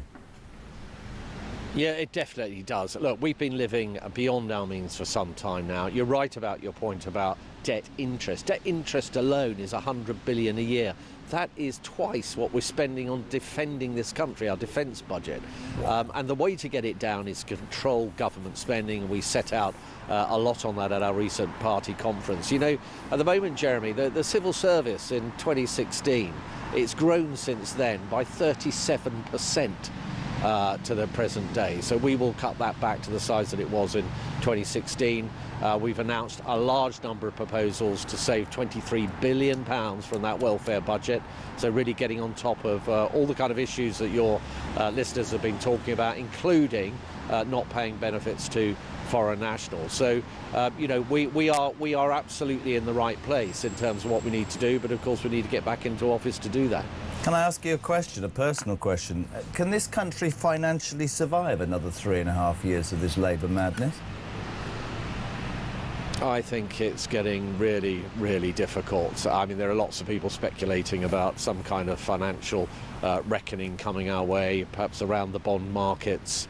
And I think things are looking pretty dicey. What the Chancellor has definitely got to do in this budget is make sure that whatever it is she decides to do, that the commentariat and the markets afterwards say, right, that's it, done. She's not going to be having to come back for yet more tax increases, because that uncertainty around what's going to happen in the future and what she's going to do and whether she's really resolved and stabilised the situation is absolutely key now. So that's one of the main things that I'm going to be looking out for. I mean, I look at her being interviewed. It's your job to shadow her, and she looks more frightened and less focused and more confused on a daily basis. And I think that because she's backtracked on income tax and almost everything, I think people's belief is going. But I do want to make that point to all politicians that the British people, I know this, are getting to a point where they're not prepared to accept this anymore. Mel, I have to say, if you were on stage, you would have been given an Oscar for that. If you could see what's on behind you, but these are idiots who should go to work. We thank you so much indeed, my friend,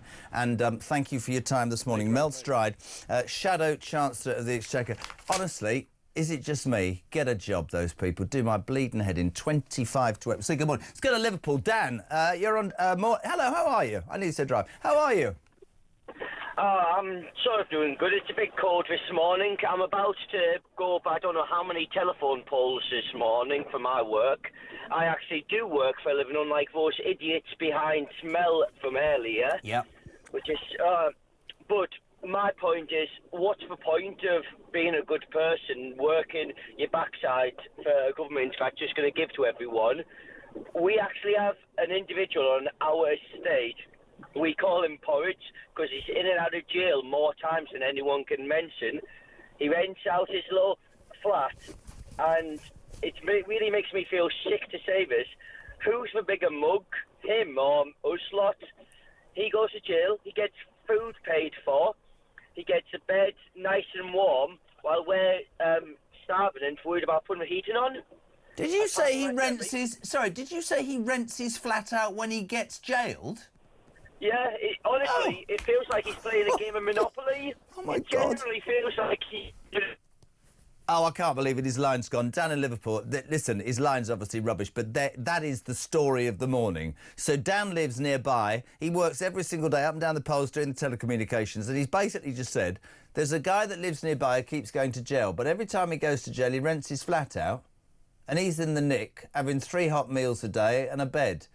Honestly, for people tuning in thinking that I'm over-egging this, I really am not. You're waking up to the news that Rachel Reeves has decided to increase spending by $6 billion on benefits, right, next week. The money will be paid to working-age benefits made up of universal credit, PIP and child benefit. Can I just make the point again, all morning, because it's really important.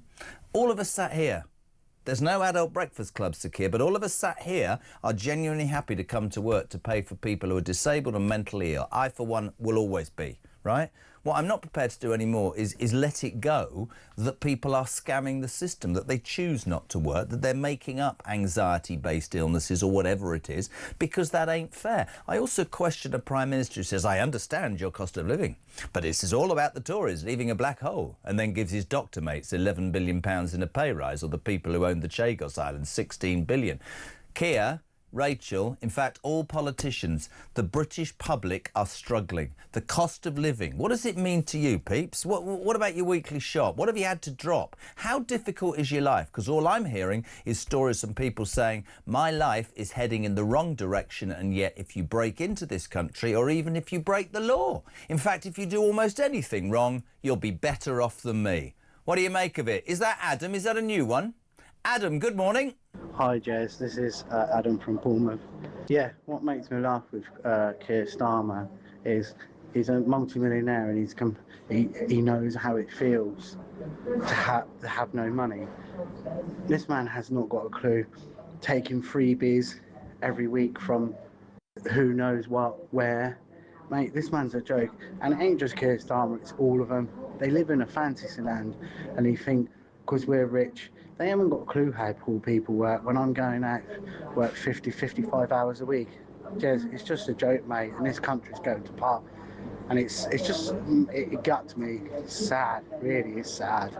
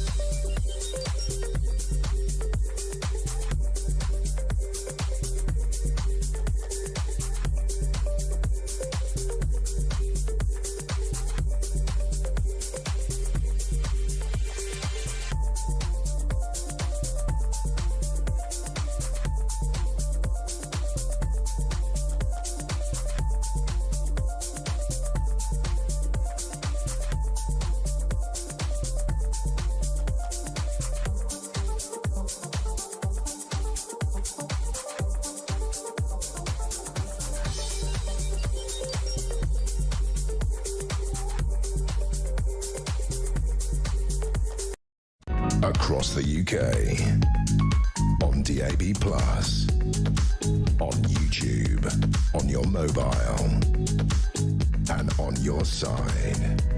This is Talk. Welcome back, my friends. So much response this morning. It's where the nation comes to talk. Talk, you can text. It's on the screen, 87222. Start your message with the word talk. You can send a voice note, 0344 499 1000, or you can download the new Talk app. I keep telling you about this. There's an old one saying talkTV. Forget that. Download the new one before the 1st of December, OK? Download it. You can take us with you. I mean, you might not want to, but I mean, you know, the bathroom, the toilet, the car, the train, school. No, obviously, don't listen to us at school. I mean, just take us anywhere. It allows you to watch and listen and learn everything about Talk on the run. Download that app if you want us with you 24 hours a day. You're waking up to that news, shocking news that Rachel Reeves has found £6 billion to spend more on benefits. This has sent most people into a stratosphere of, hold on a second, why are we... Listen, we want to help people who can't help themselves, but we're helping people who don't want any help. We've got Keir Starmer this morning saying, I understand the cost of living. When I was young, we didn't have any food. I wanted to know from you guys what the cost of living meant to you, really. What have you noticed in terms of your weekly shop? What have you noticed in terms of what you need to cut back on? This is a brilliant, brilliant text. Michael Tomlinson, good morning. He says, Jez, inflation at 3%, food inflation at 40% over the last 2 years. Shopping bill in 2023, £100 a week. Shopping bill in 2025, nearer £140 a week. But then you have to take in that everything you buy is getting smaller. Examples, margarine has lost weight, 50 grams in the last month, so it runs out 2 days early. Shampoo was 500 mils, now 400. But still the prices go up. This is happening with everything.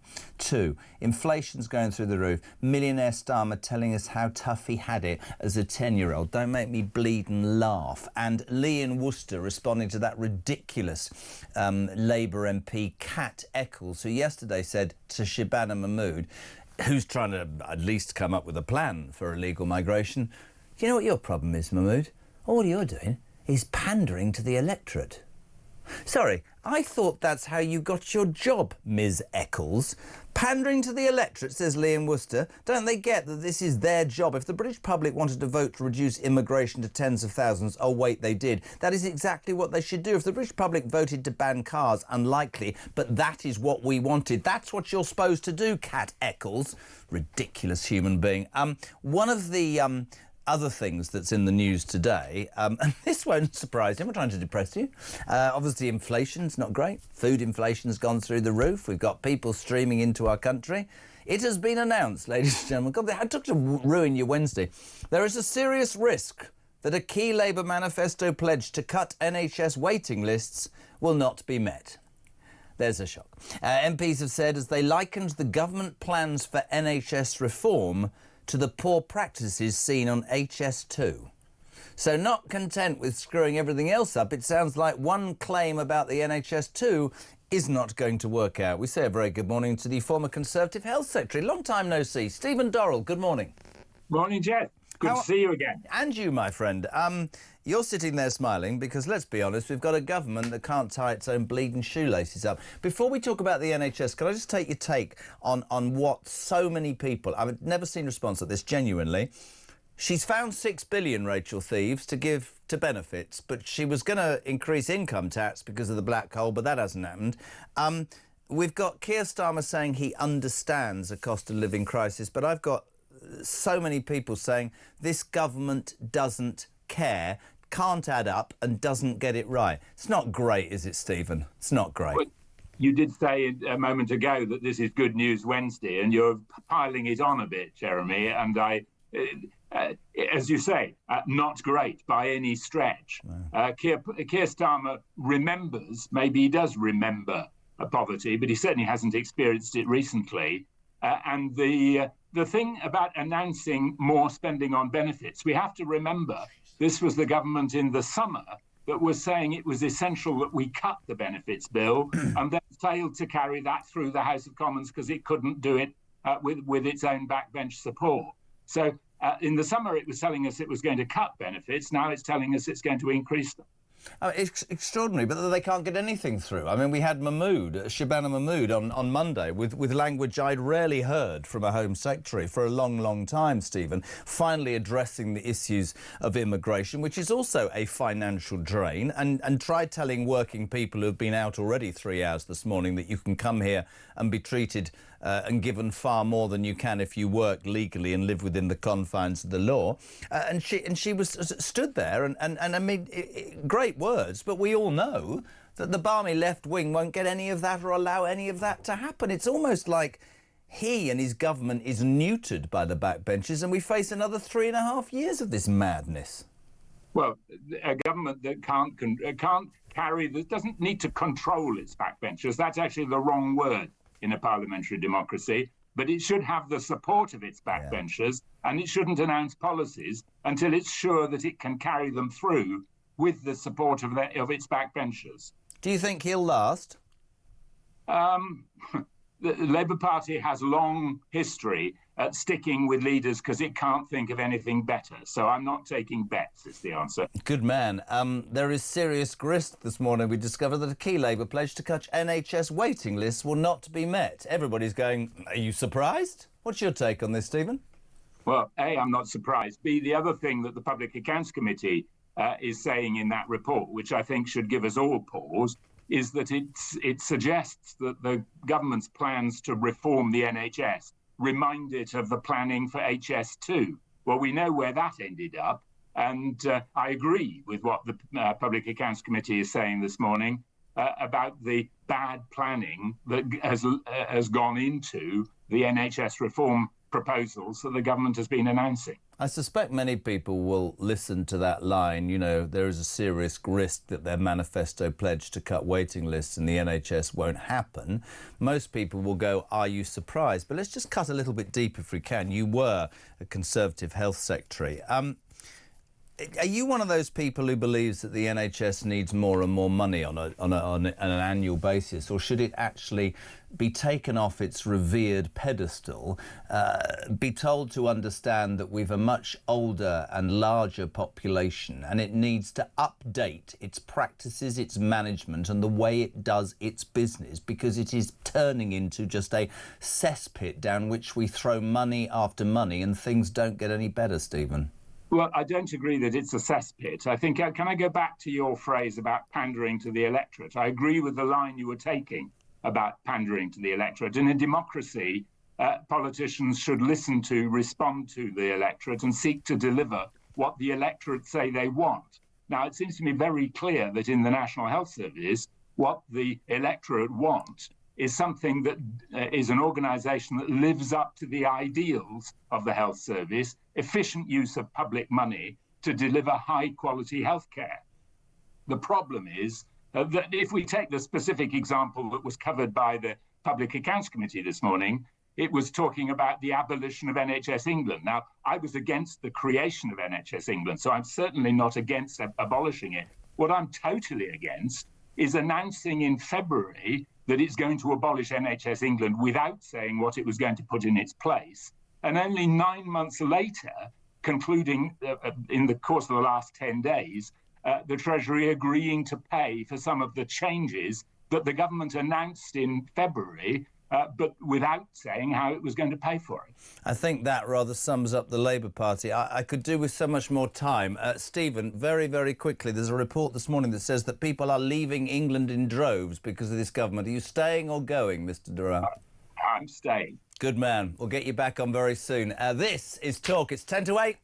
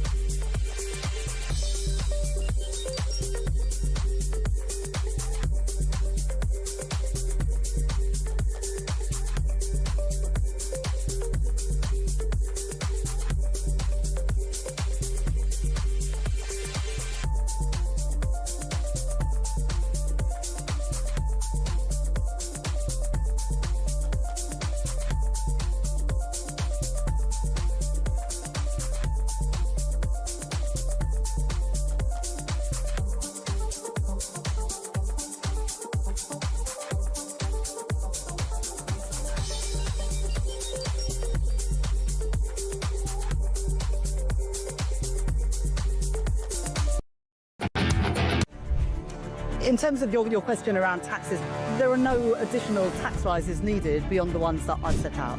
Don't need to increase taxes. I'm not coming back with more borrowing or more taxes. I will not increase your national insurance. I will not increase your VAT, and I will not increase your income tax.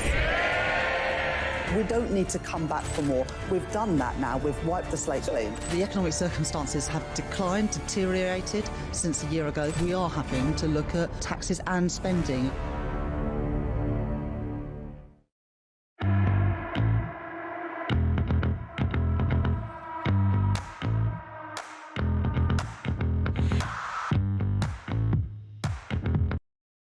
Across the UK, on DAB+, on YouTube, on your mobile, and on your side. This is Talk. Here we are, Morning Glory is on until 10. If you want to be part of the debate, 87222. Start your message with the word talk. All that number for your voice notes, 0344 499 1000. We're waking up to the news that Rachel Thieves has found an extra £6 billion and is going to spend it on, frankly, on benefits to the detriment of so many people, because so many of you are saying the cost of living's an absolute nightmare. Food inflation, the bills are, excuse me, going through the roof. Andy, good morning. Morning, Jeremy. It's Andy from Hull here.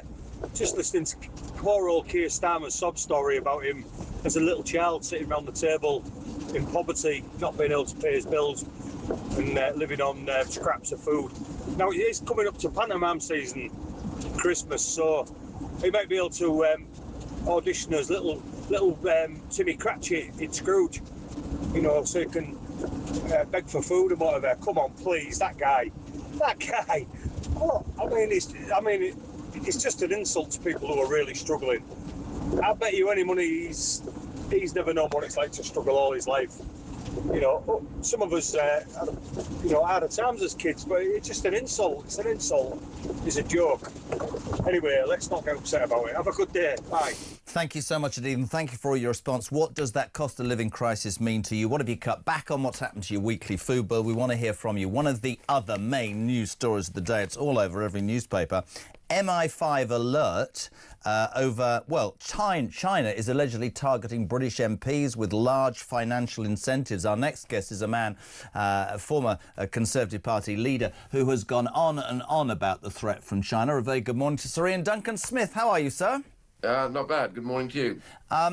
Yes, how right have you turned out to be? It's utterly frightening. You won't know this, but between 6 and 7, James Price, who used to be a special advisor for Nadeem Zahawi, he got off a flight yesterday, he told us exclusively, and we didn't know this when we asked him to come in. He was being contacted by some political journalists, and he had a couple of texts from July that turned out to be dodgy, that he ignored.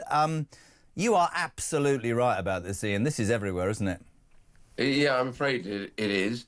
I was at odds with the previous government, although we had managed to get them to shift their position. They were going to put China into the upper tier of the Foreign Influence Registration Scheme. For your listeners, that's a scheme that was created so that you could define those threats by being in the upper tier. But in fact, this government didn't put China in the upper tier, put Russia, Iran in the upper tier, and North Korea, but not China. And China is part of that what I call axis of totalitarian states that really want to destroy the West. Democracy, freedom of speech, freedom of religion, all those things that we take dear, they want to destroy. So they are a threat to us, and every single day they are trying to get as much data and information off us.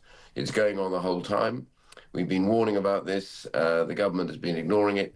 I'll give you an example, Jeremy, which is quite interesting about this, because when the Security Minister came to the dispatch box on Monday to announce this further breach in Parliament and democracy, he named about 9 different threats. Threats to democracy, threats to the cyber world, threats to industry, threats to manufacturing, threats to the Chinese dissidents that have fled from Hong Kong. An endless lump of threats. And I got up and I said to him, well, you've named now all these threats. Could you now tell us, is China, therefore, a continuing threat to British national security? And he couldn't do it. He wouldn't do it. Why? Why when the proof is there, why is there even a doubt in their minds? Because it's this pathetic idea of the government. That's why, by the way, the spy case collapsed, because they wouldn't make that statement. Yet with all these threats, of course it's obvious that they're a threat to our national security, full stop, but he wouldn't say it, and they won't say it because they're scared of upsetting China. This is the appalling position we've got ourselves into. The government may be in deep trouble over the economy, deep trouble over cost of living. Food prices have gone up again in this latest set of figures, but the worst thing that they're doing right now is that they're giving in to China every single day that we exist, and China is now targeting the UK as a result. We are the soft underbelly of the Western alliance. There's no question that's what China thinks. They dominate our universities now. You saw that stuff about the professor at Sheffield Hallam, who Sheffield Hallam authorities tried to shut down because China said they didn't like what she was spotting, which is the the genocide in Xinjiang, where people are being women are forcibly sterilized, children are taken to re-education camps, men are put into slave labor. So much of their product is made with slave labor. All of this stuff, they don't want to deal with it. What they want instead is some kind of idea that they're going to help them grow. They're not going to help the UK grow. They're going to dump their cheap-made electric cars, batteries, steel on us. We will be flat. We won't have a motor industry. We won't have a steel industry. We will be completely in hot China. So it is enormous economically and in defense terms and in our personal security. We are losing a war that we don't even believe that we're fighting. And I wish I had more time. You've been such an advocate of this, and it's an important conversation. And when you hear, you know, the stories like James Price's in the Telegraph today, and it's all over the newspapers, you must sit there, like so many more, and just wring your hands and go, the proof is there, for God's sake. Let's make sure. But we don't say... I mean, I think there's a whole thing in this country. We seem to not look at the things that seem to matter. We seem to pander to those who either break the law or break into our country, and seemingly to the detriment of the British people. And in your case, the safety of British people as well doesn't seem as important as it should do. Well, it should do. The number one item, as I said this to him on Monday, forget about doing deals with China. The number one reason you are elected to government is to defend the realm. The defence of the realm is the number one reason why you are here. I said, surely that trumps, because he talked about balancing economic interests with our security. There's no balancing our security. Our security is the thing that the government owes to the British people every single day of their lives. It is more important than anything else.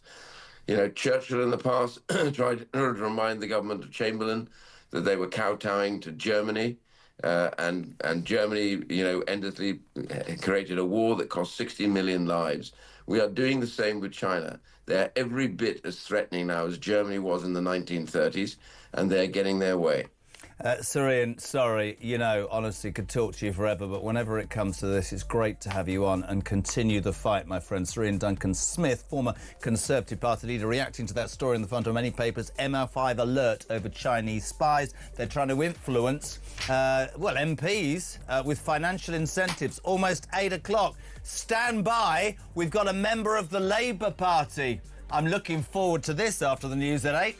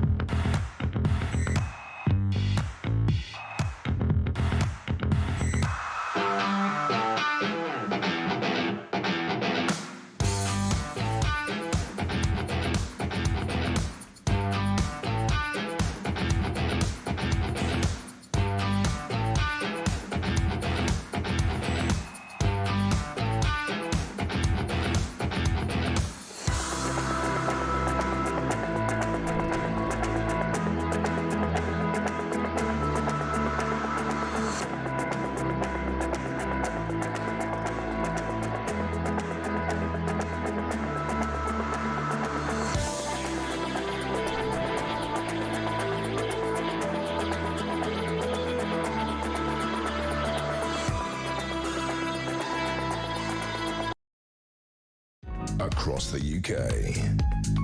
On DAB+. On YouTube.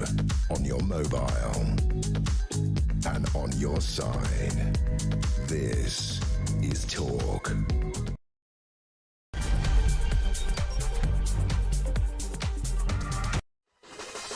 A very good morning to you. Welcome to Wednesday, the 19th of November. This is Talk, where the nation comes to speak. Your views can be heard. Listen, as ever, if you'd like to be part of the debate, 87222. Start your message with the word Talk. You can leave us a voice note, 0344 499 1000. You're waking up to lots of news, OK? We just talked to Sir Ian Duncan-Smith there about how Chinese spies are trying to infiltrate the House of Commons with financial incentives. Wow. The biggest thing for us this morning is it's been reported that Rachel Reeves will increase spending allegedly by up to £6 billion in next week's budget, which has caused most people to go, hold on a second, I thought we were skint. I thought we lent £20 billion last month to pay the interest on the debts we've got. And I thought you were going to cut benefits. No, you didn't get that through, did you? So now you're increasing that. And I want to make the caveat to everybody listening. I'm very happy, as are all the team here, to go to work to pay for people who are mentally ill and disabled.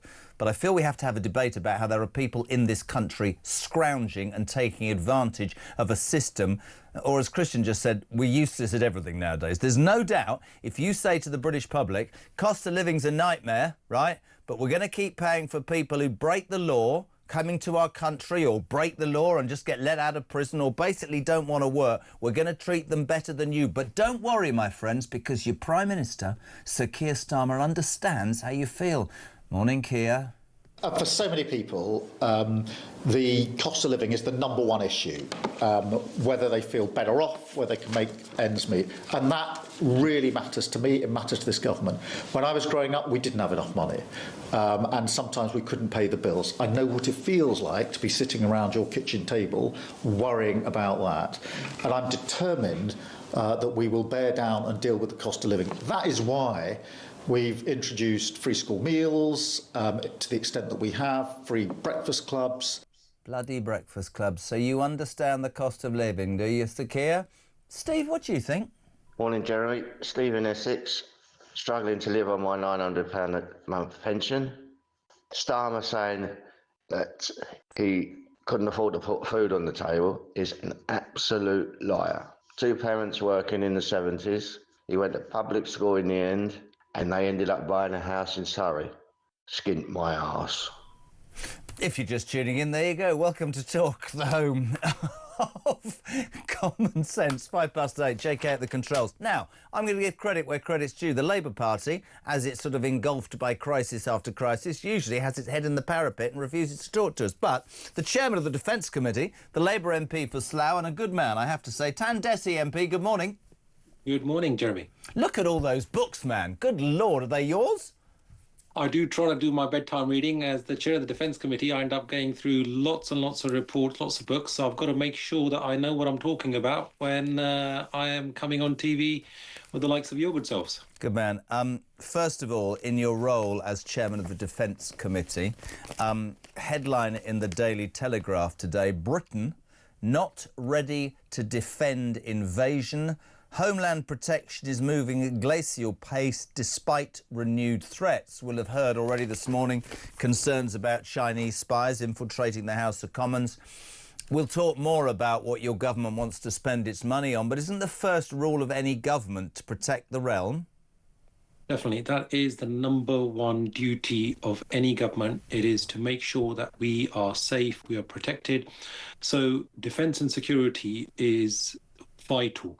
And that is why the UK House of Commons Defence Committee, our committee, actually undertook a very comprehensive inquiry into UK's contribution to European security. And what we found is that, and it was quite startling, some of the findings, some of the evidence that we had. And that's why we thought that it's right that we should be sounding the alarm, that as things stand, we are not ready, we are not prepared, and we need to make sure that the government isn't just moving at a glacial pace. It needs to make sure that it is complying with, for example, the Article 3 of NATO, our obligation to maintain and develop our own capabilities to resist an armed attack. And there are very various reasons for this, Jeremy, and one of those is that we have seen European allies, including the UK, having an over-reliance on the US. And as the House of Commons Defence Committee discovered during our week-long visit to the US, that they have shifted their priorities. So the new administration is now looking at homeland security and the Indo-Pacific tilt. And that means that we in Europe, especially the UK, we need to show leadership. We need to do more. Can I jump in, because I don't want to make this point, which will make you smile. I think it's very easy. I've been very critical of your government. We'll talk about that in a minute. But I think it'd be very easy to lay this at Labour's door. OK, I welcome what you say you're doing. This should be laid at previous governments who, for 20 years, under the false belief that the Cold War was over, have cut defence spending to the bone in every single budget, and to the point where literally in the last 12 months more illegal migrants have come into this country than we have fighting in our armies, our navies and our air force. And I'm not one of those people who wants to be glad handing it around the world pretending, but we need, as you quite rightly say, Tam, we need to be able to defend ourselves. And shame on all those defence secretaries, seriously, in the past who have cut the British military. I think it's an absolute disgrace. Well, what we've seen for well over a decade is whether it's defence secretaries, governments talking a good game, but they're not doing what they have been saying on the tin. And if we look at how defence in particular has been hollowed out, and that is why now, given the increased threats, we need to make sure that we as a nation are ready. We do not have that integrated air and missile defense system. So if there was a concerted either drone or missile attack, we are not well prepared for that. Our stockpiles are not at anywhere near the levels that they should be. We've obviously had to support Ukraine, our Ukrainian friends there, as they face that illegal invasion from Putin and what Russia is doing there. But what we need to do is to ensure that we recognise the issues facing us as a nation. And by the way, Jeremy, a lot of your viewers might not be aware, but the UK is the third most targeted nation on the planet in terms of cyber attacks. It has cost the UK economy, and in particular British businesses, about £15 billion. You'll all be aware, no doubt, of the famous case involving JLR. That cost them well over £1 billion, whether it's Boots, M&S, the NHS no less, the pathology services, they were impacted. Well over 11,000 appointments that they had to be rescheduled. Unfortunately, it led to the death of somebody as well. So we need to make sure that we are actually countering those threats. No, I agree. Tan, can I, because we haven't got a lot of time, and you're brilliant. Quickly. What does your government need to do in terms of defence? Does it need to spend more? What does it need to do? What does John Healey need to do? Well, first of all, they need to accelerate that defence investment. We need to ensure that also we are developing and strengthening our defence industrial base. So that is important. The collaborations with Ukraine and with other nations. The Defence Committee recently was in Ukraine to see for ourselves what is happening there. We need to learn the lessons from there. And that resilience piece is incredibly important as well. And also the government has been saying that they will be initiating a national conversation. It's not enough that the Defence Committee within Parliament is discussing these issues. We need to ensure that the public is aware of the threats that we're facing as a nation, but also the duty and responsibility of each citizen. So what is their role? When the Defence Committee recently visited Estonia and Finland, Estonia, by the way, is where the largest contingent of British troops outside of the UK is based, out there in Tapa. What we saw is that the Estonians, the Finns, they are a lot more ready than the likes of us. They have what's called comprehensive security. So it's not only the government that's aware, they don't just discuss it on the media. The wider public is aware of their role in defending their homeland. Right, Tan. I get that. I'm very grateful. I've got a few things to throw at you, some from viewers, as short as you can, bless your heart. Front of the Telegraph, front of lots of main news papers today. is this story about Chinese spies trying to infiltrate MPs with financial packages. We had Sir Ian Duncan-Smith on saying this is patently obvious. It has been going on for years and years. There was the collapse of those two guys from Parliament who were accused of infiltrating or spying for China. Do you think, as chairman of the Defence Committee, that your Prime Minister and Chancellor, Starmer and Rees, should be cozying up to China, considering there is definitive proof they're spying on us and we can't defend ourselves, Tan? Well, look, first of all, in addition to being the chair of the House of Commons Defence Committee, I'm also a member of Parliament's Joint Committee on the National Security Strategy. So we've been looking into these national security issues, in particular with regards to the recent China espionage case. And by the way, this is where legislation, Jeremy, has been woeful. So your viewers might not actually be aware that the individuals in that particular case, for example, were tried under the Official Secrets Act dating back to 1911. And it took the previous governments about 8 odd years to make sure I get that, Tan. The question is, should Starmer and Reeves, with the greatest of respect, be cozying up to China when there is definitive proof that they are infiltrating Britain on many levels? Yes or no?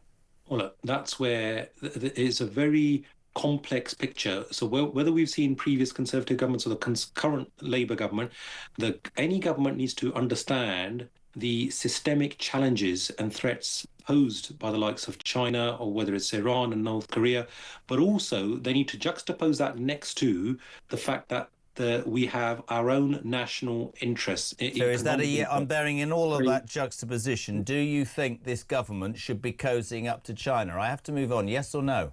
Well, look, what we need to do is we need to call out China or others, but at the same time, we need to be aware that they're the second largest economy. We're dependent a lot on whether it's critical minerals, whether it's other imports and exports. The business and trade angle also comes in.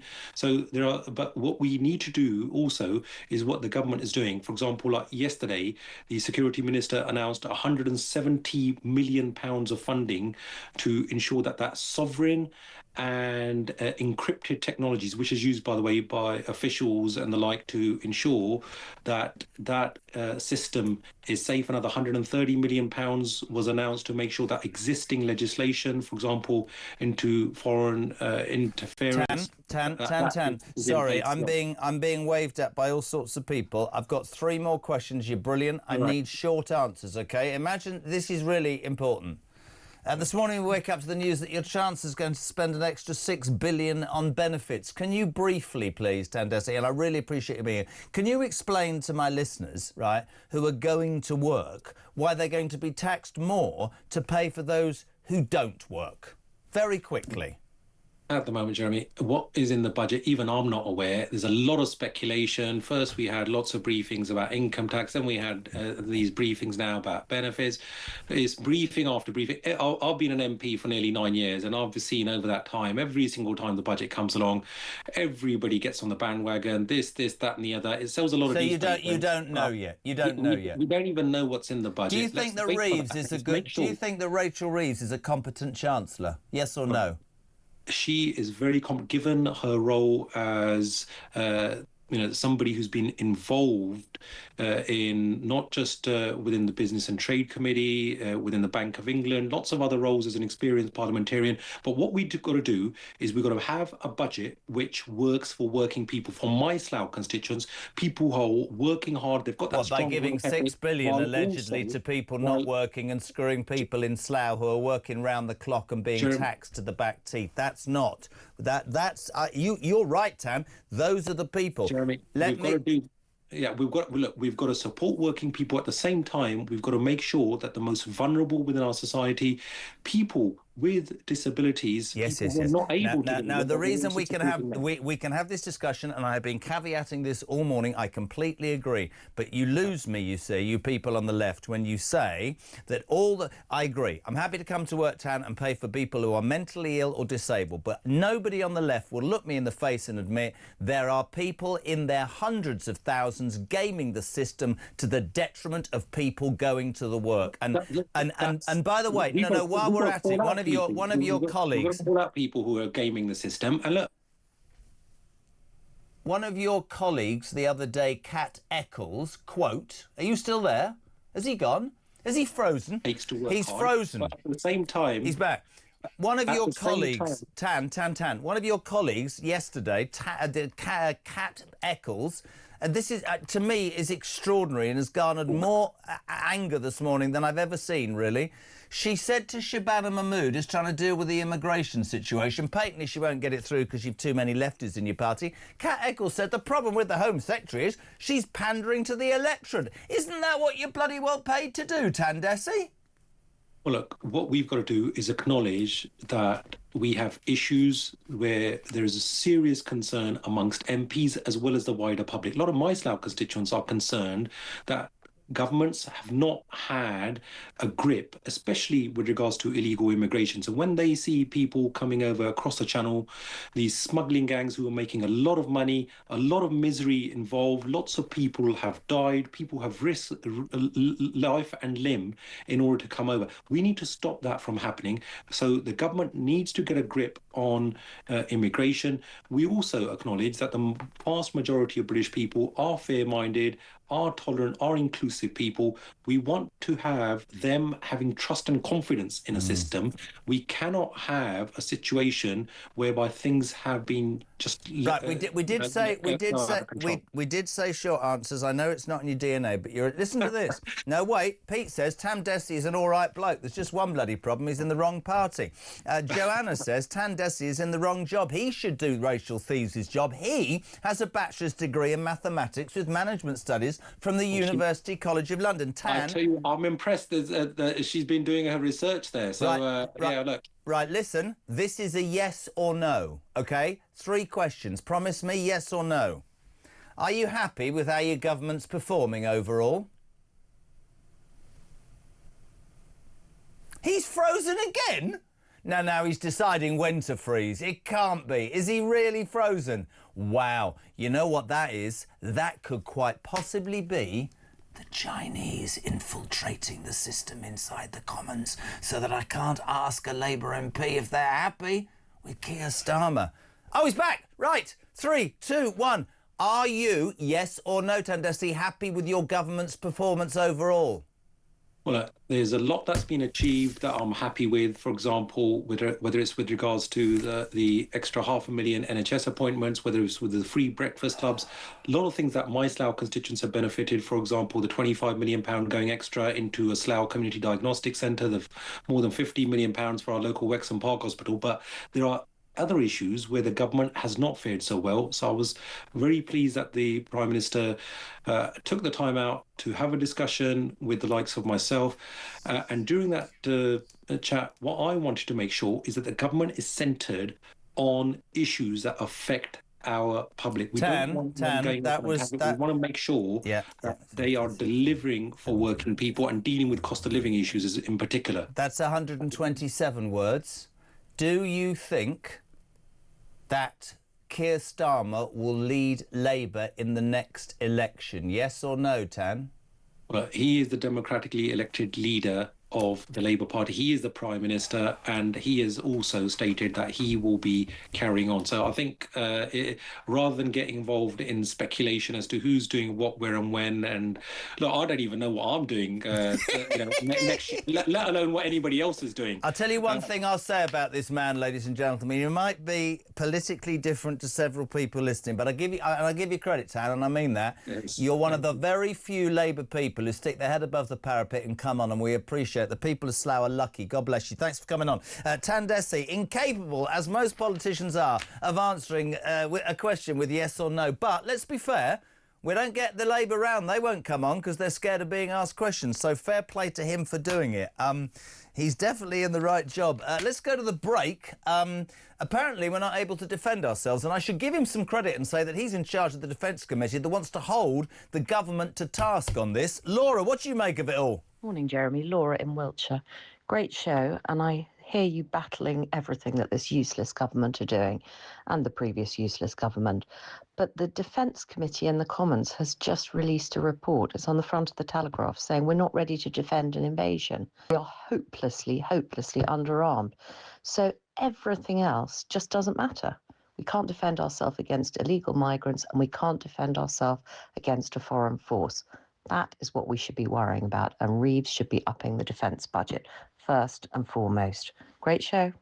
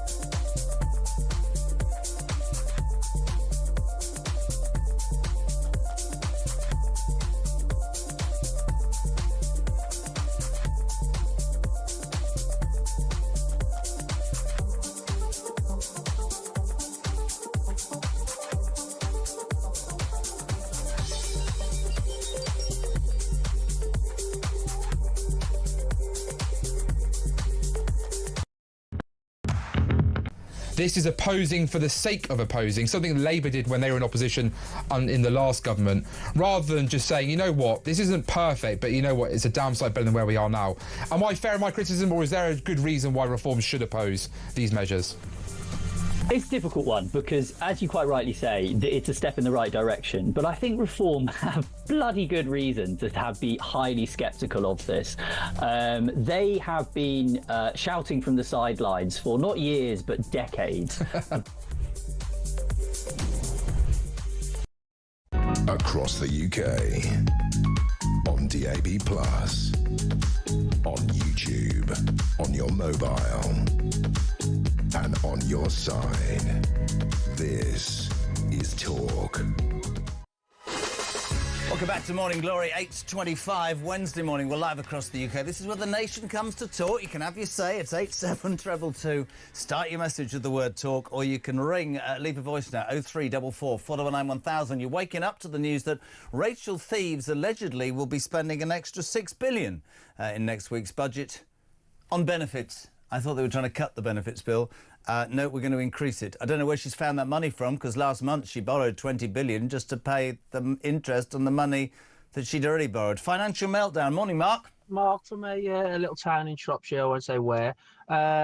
Little story for you. We had a young man, I know him, drug addict, living in the town, living on the streets, living outside shops. British lad. Had nothing at all, mate. A little dog, well, a big dog. Still a drug addict, still living on the streets, making a nuisance of himself, rubbish everywhere, whatever. Put a tent up, got that moved. Now, lo and behold, a year later, he's living in a nice flat and he has a nice new car, all from the government. Still a drug addict. Where's all the money coming from? The place is crazy. This all came about because Sir Keir Starmer this morning, or yesterday, said that the cost of living is the most important thing. I know how hard it was when I was growing up. We sometimes couldn't afford to have food on the table. So my question to you all morning has been, what does this dreadful cost of living crisis mean to you? What have you had to give up? What brands have you dropped? How expensive is your shopping? Rachel Thieves has risen her head above the parapet this morning. She's commented, this is her, on the cost of living. The evidence is quite clear. It's caused food prices to rise and it's hurt businesses' willingness to hire. Did you anticipate that this might happen, and do you regret that decision at all? Food prices fell last month and they have risen this month. But I do recognise that there's more that we need to do to tackle the cost of living challenges. And that's why one of the 3 priorities in my budget next week is to tackle the cost of living, as well as to cut NHS waiting lists and cut government debt. There are 300,000 more jobs in the economy than there were at the beginning of this year. But of course, I want also to do more to help people back into work. Yes, I'll keep my opinions to myself for the moment. We'll say very good morning to the former Common Sense Minister in the Tory government. We love her. Esther McVeigh, good morning. Oh, I can't hear her. Is she not there? What's happened to the sound? I'm not having a very good morning, technically. What's going on? Have we got her back? I don't know. You're there. You're there. Esther? You got me. You know, our time in television, I was once told by a producer, because I think Rachel Thieves looks terrified of her own self now, I was always told that you can tell when somebody's really nervous because their neck is sweaty. Well, I can't say I've ever suffered from that one, so maybe I haven't been. But she does look like a haunted woman. I mean, I think she looks like a woman walking to the gallows. She knows her time is up. She's for the chop after her budget next week, and she's also being taken hostage by the left of her party. Hence, you've seen this now huge increase in spending on benefits. I mean, it's extraordinary, and all morning, I mean, we had this clip of Starmer going, you know, when I was a kid, you know, we had no money. Your dad owned the tool-making company, for God's sake. You moved to Surrey. It's not that, it's just that we've got to a point, Esther, and you know this, where a government is saying, and I need to make the caveat about people who are genuinely on benefits. I've been doing it all morning. Really happy to pay, as I know you are, for people who are mentally ill and disabled. But why can we not, as a society, be honest and open and say there are people taking advantage? Some people now make a career choice to sign on. That's not what it was meant for. And when the British people hear we're skint, your food's going up threefold, your council tax has gone up, your electricity bills have gone up, we're basically on our arse. We can't even afford to defend ourselves, but we've suddenly magicked up $6 billion to spend on benefits. People will go, you can't do the maths, and more than anything, Esther, right, there is a distinct feeling in this country of unfairness, be it illegal migrants, criminals or anybody else, seemingly, and I'm being honest here, getting more than your indigenous population who go to work and pay their taxes and feel like they're having the mickey taken now. Genuinely. That's what I get.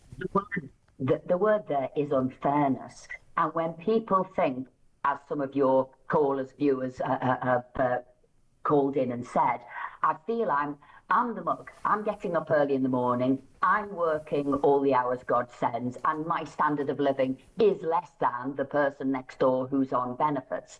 And that is the problem. This government is squeezing what energy and life that is left in the public out of us, and people will say, then I'm going to fall onto benefits. It just isn't worth it anymore. In fact, they're giving us all depression and mental health issues and anxiety, this government, because we can't breathe ourselves and move forward. We've got taxes coming down, you've got criminality, you've got illegal migration, and you feel you're lost in a mess this government is making, and people would just say, I've had enough.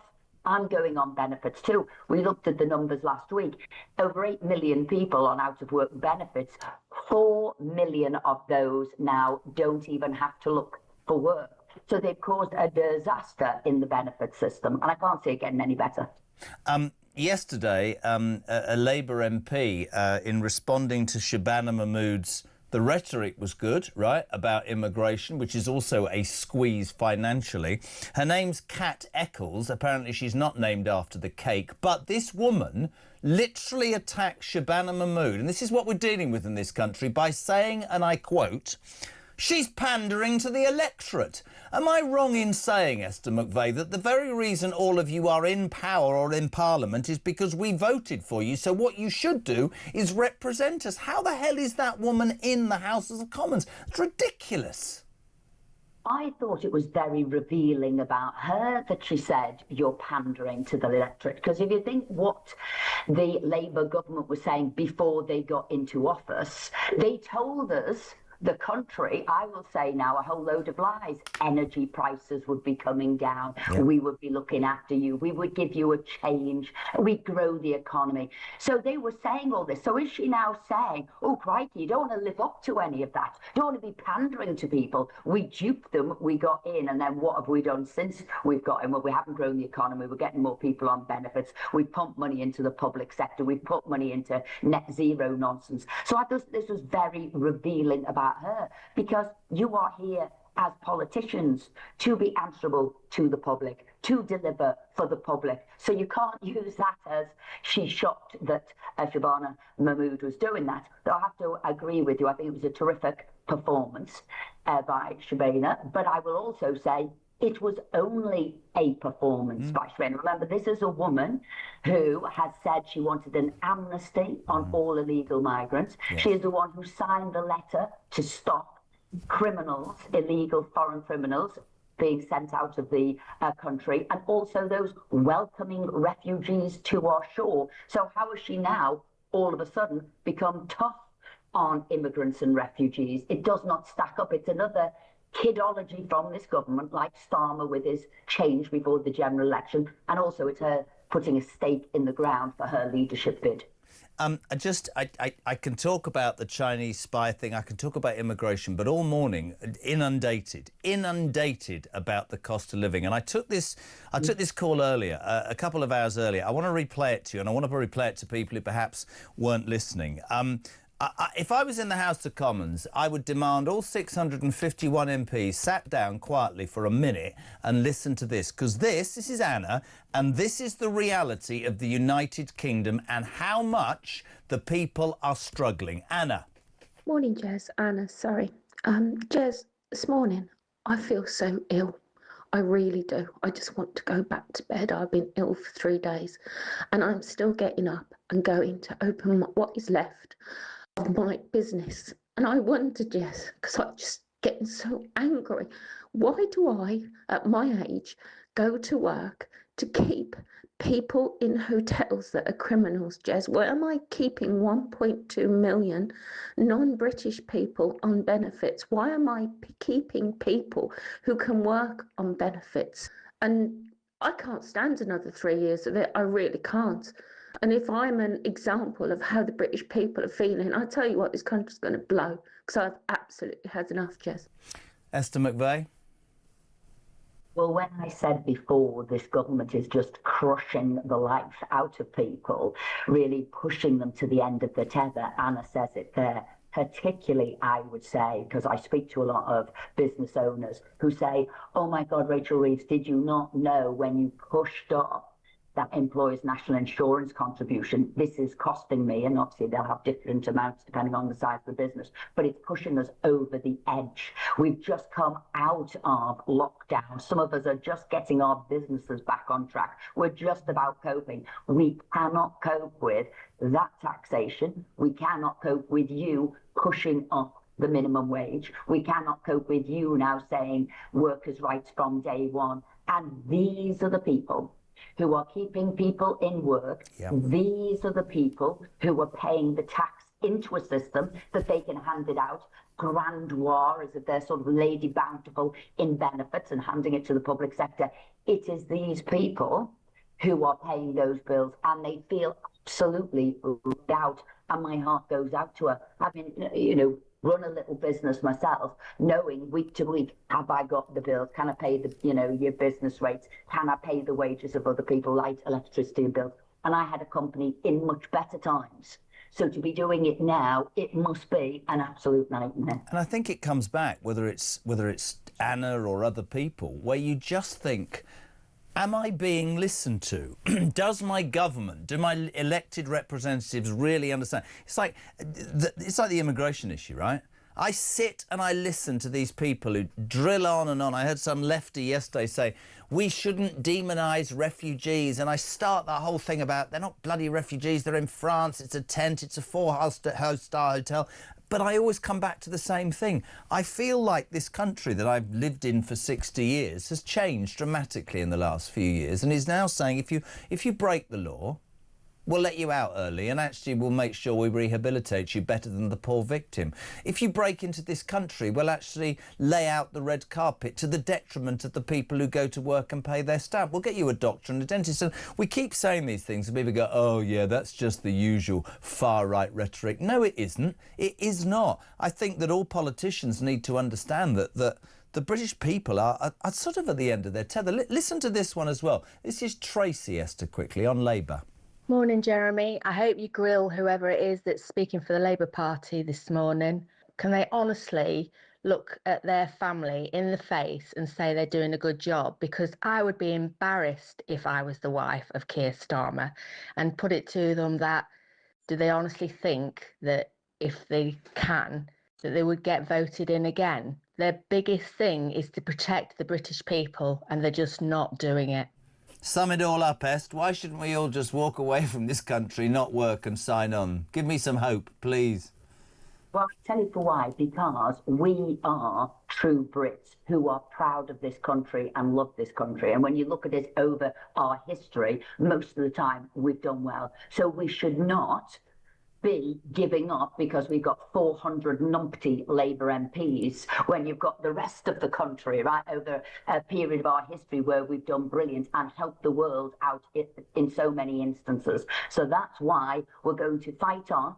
We're going to get rid of this lot, and I think it will be sooner rather than later. And we need some proper discipline and proper prioritisation of what needs to be done for this country. That is the defence, that is homeland security, and that is cost of living, so that we can all aspire to a much better life. And we need to look after the people who are looking after this country, and our veterans as well. That's another thing this government's letting us down on. Listen, you know me, I'm in total awe of you. All those years ago on telly, and look at you, I'm proud of you. Listen, thank you so much indeed. Esther McVeigh, we need her common sense. By the bucket load, 20 to 9. We're live across the UK. What do you want to talk about? Jeremy, the cost of food did not go down last month. Rachel Reeves should have said the food inflation went down slightly. She's a liar. Hi, Jez. Who are we more worried about invading us? The communist countries of China and Russia? Give me a break. There's more communists here in this bloody government. Good morning to Jenny in Bicester. Why did Rachel Reeves just lie? Fact lie. How can we have 300,000 more jobs, but unemployment has risen by 5%? Did any journalists call her out? I think most journalists who interview Keir Starmer and Rachel Reeves have got so used to the fact that if you look at her, I think she knows she's lying as she speaks. 20 to 9.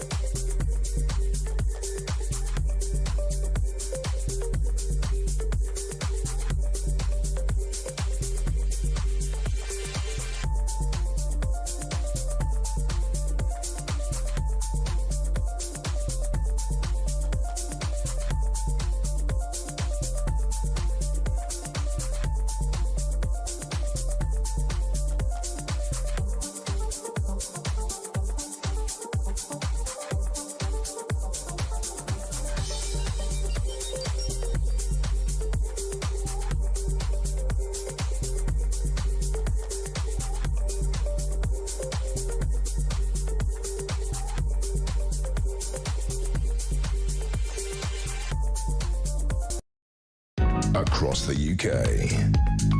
On DAB+, on YouTube, on your mobile, and on your side.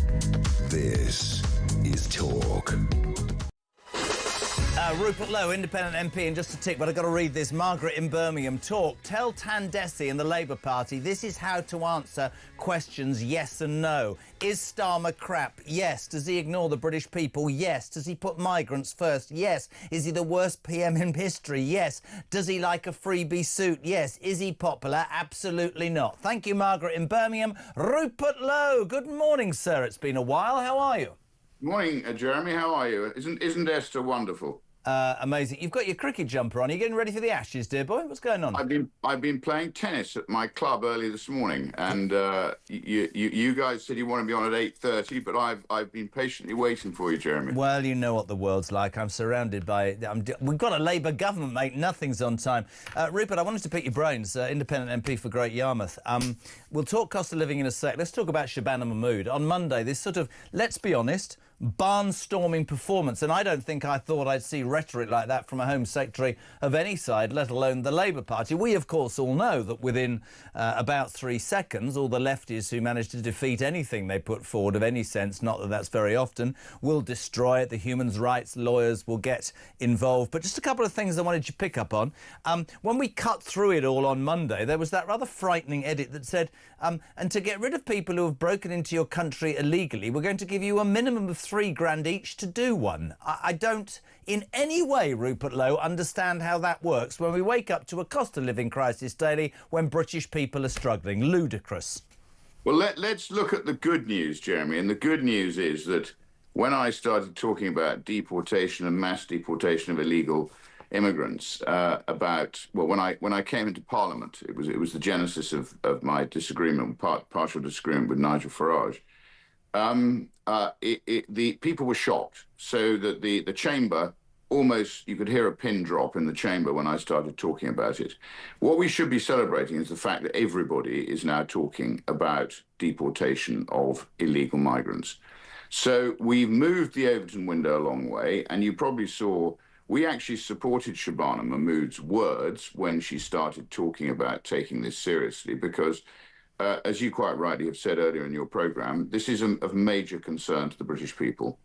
And in fact, Restore Britain had a poll, and we've actually produced this wonderful research on mass deportations, which basically looks at the practical realities of why we can't do it, how we change the Constitution, and how we then practically deal with it. But the point here is Shabana Mahmood's words, I think, are very heartening. I love the way she eviscerated Carla Denyer and some of the the Greens in the chamber. You know, these people are completely on a different planet and out of touch with reality. So credit to her there. But the real question, and the real question we've all got to ask of her is: you've said the words. You know, how are you actually going to deliver what you've said? Yeah. Because what you've got to remember, Jeremy, is behind her is the Home Office, and behind her is a permanent secretary called Dame Antonia Romeo, who probably doesn't share the view of Shabana Mahmood. And as we know, it is the unelected permanent secretaries who are basically running Britain now. Which I find so frightening. And then you look at the staff of the Home Office and you wonder, you know, why have we got this problem in the first place? And you know, so I think with Romeo at the helm and with the staff behind her, the question is, can Shabana Mahmood actually turn her words into tangible actions which are going to impress the British people? And I think we have to now watch what the hands are doing, not what the mouth is saying. Because I agree with that, but I think there's also the other point, which is within about 3 milliseconds of saying it, all the lefties on the back benches and some on the front bench look so horrified. And I gave this quote yesterday. Did you hear that? God, apparently you've got a colleague called Kat Eccles, who, I mean, I'm not trying to be disrespectful. This ridiculous woman yesterday attacking Shabana Mahmood and saying, Rupert Lowe, shockingly, what are you're pandering to the electorate? I mean, that sort of stuff just sends me through the roof, man. I think you've highlighted something which is of fascination to me, and I have come across Cat Eccles in a Westminster Hall debate where you won't be surprised to hear that I was on the other side of the debate. But again, on Monday, we had a Westminster Hall debate on Lucy Connolly's imprisonment on the first e-petition in Parliament, which I, as the MP, was the first time in history it's happened as the sponsoring MP, an MP actually sponsoring an e-motion. So, and again, you hear these people, Jeremy, they're just completely out of touch with reality. And I think, for me, I listen to regular debates in the chamber, I listen to regular debates in Westminster Hall, and I think these people are just completely out of touch with the British electorate. Yeah. But the question is, how do we change the rota of MPs who are basically put in front of the British people as an option to vote for? Because don't forget, I call it Labour's landslip election victory. They won with a very small percentage of the vote. I don't think they won. I think the Tory party lost it. I'm going to shock you. I think we should pay MPs more money. I think the quality of MPs in the House of Commons is utterly appalling. It's an all-time low. I genuinely believe that. Always have. Couldn't agree more, Jeremy. Halve the number of MPs and pay them $500,000 a year. Pay them properly, and you'll get some proper people there. Because until we get some proper people in Parliament who actually start to drive our democracy in the way that the Constitution was designed, what we have is a charade. Parliament's a charade. It's just something to provide the media with a talking point and fill newspaper columns. It's actually the real raw power lies behind the MPs. Yep. The MPs are supposed to be the elected representatives of the people. Cat Eccles appears to have forgotten that. And they should therefore be omnipotent. They should have the power. But Parliament's had the power sucked out of it. The MPs have. The power has basically migrated to the civil service, who are unelected, who actually are there, and they will outlast most ministers. So therefore they bide their time, and they've gradually accreted their power. And I'm afraid a front bench that's bereft of any business experience is incapable of holding these people to account. I find it astonishing. I have to finish, but I find it astonishing, Rupert, that we live in a country where the British people are crying out for, we'll support genuine people, be they migrants or benefit claimants, but will you please, government, get your heads out of your backside? The time has come for the British people to say, listen, we're struggling with the cost of the food shop, the electricity bill, we're struggling with council tax, we're doing everything normal, and we're working, and you are favouring people who are doing nothing, and that is the worst look. Rupert, I'm sorry we left you on. Do you play paddle, by the way? Don't start me. No, I've been playing tennis. I like playing singles. But I at the end of the day, don't start me on Rachel Reeves, Jeremy. I could fill your entire programme on that. She doesn't understand economics. She talked about regulating for growth. You don't regulate for growth, Jeremy. You deregulate for growth. I'll leave you with that thought. You're a top man. Good luck in the next set. Rupert Lowe in his tennis jumper. Thank you very much indeed. Independent MP for Great Yarmouth, 10 to 9. If you're just tuning in, we found out this morning, 6 billion Rachel Reeves is going to give to the benefit system next week. I thought we were skint. Then Keir Starmer comes out, makes a glossy video, makes a video saying, I understand the cost of living crisis. Morning, Keir.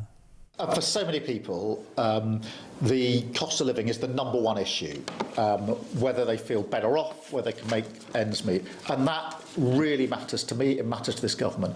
When I was growing up, we didn't have enough money. And sometimes we couldn't pay the bills. I know what it feels like to be sitting around your kitchen table worrying about that. Not sure Tony agrees with you. Morning, Tone. Morning, Jez. I've been on for a while. Tony from North Somerset. I'm completely sick of it. I'm like you. I never want to hear the words Tory austerity because of Tory austerity ever again mentioned by an MP, by a member of the press, by any political commentator. Because we've now got Labour austerity. Because they haven't got a clue how to manage the money bags. Like many people on your show this morning, your callers and stuff like that, I myself was up at 5 o'clock this morning to drive from Somerset, North Somerset, all the way to Coventry to do a 12, 13-hour day. I'm losing my house in a couple of weeks' time because the landlord's selling up because he's absolutely terrified about the budget. I'm a rentant. I rent. I'm luckily got the opportunity of another house, but it's more expensive now than when I first started to rent. horrendously more expensive. Everything's going up. Everyone's had enough. Everyone wants this government gone.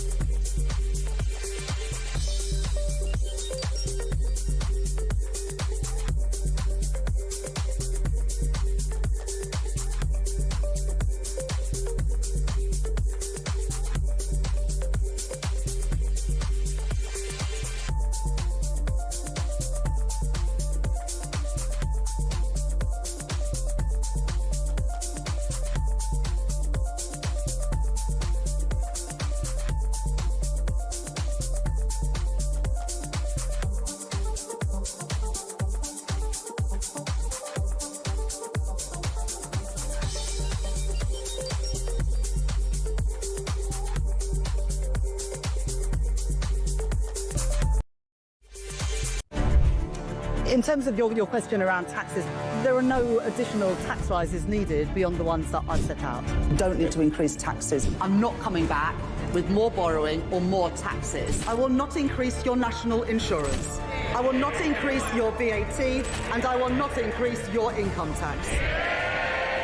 We don't need to come back for more. We've done that now. We've wiped the slate clean. The economic circumstances have declined, deteriorated since a year ago. We are having to look at taxes and spending.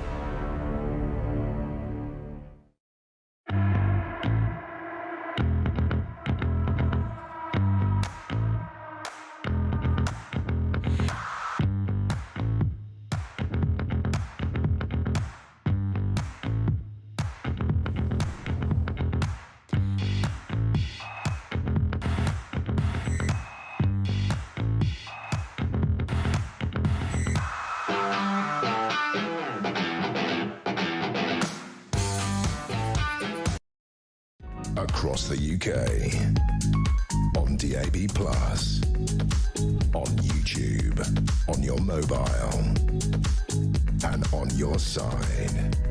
This is Talk. Welcome back to 5 to 9. Some sport in a minute. So many of you texting. Thanks for them. 87222. Jez and James. Oh, that was earlier. As a childless pensioner, I'm sad the triple lock does not cover the increase in water, council tax, food and fuel. I pay tax on a small private pension, so why should I pay for breakfast clubs for extra children? Couldn't agree more. Steve's in Cambridge. Loving it, Jez. I can't understand why racial thieves always wants to take money from us coffin dodgers. It's all about votes. Maybe would that make me a coffin dodger? I haven't told you this story this morning. You know the Birmingham bin men have been on strike forever. They've got rats the size of cats. Well, Jess Phillips, that woman who's supposed to be, you know, all about women's security, who failed rather miserably, was in a school yesterday in Birmingham, and she said to all the head teachers, "You should be striking. You should be demanding more, like the bin men." This is her constituency. There you are, head teachers, all strike. Morning, Tom Gannon. No, Tony Gannon. Hi, Jez. 1.3 foreign-born people are claiming benefits in the United Kingdom. Yeah, Jill Knights, good morning, in Hertfordshire. On Monday, I witnessed 6 local men clearing a smallish roundabout of weeds. At least they weren't smoking it. Maybe a few council workers could perhaps do their jobs and go and clear some streets of debris. Yeah, 6 were clearing it and 3 were having a cigarette and watching what was going on. 4 minutes to 9. Push the button, big boy. 90 minutes in 90 seconds. From The Sun.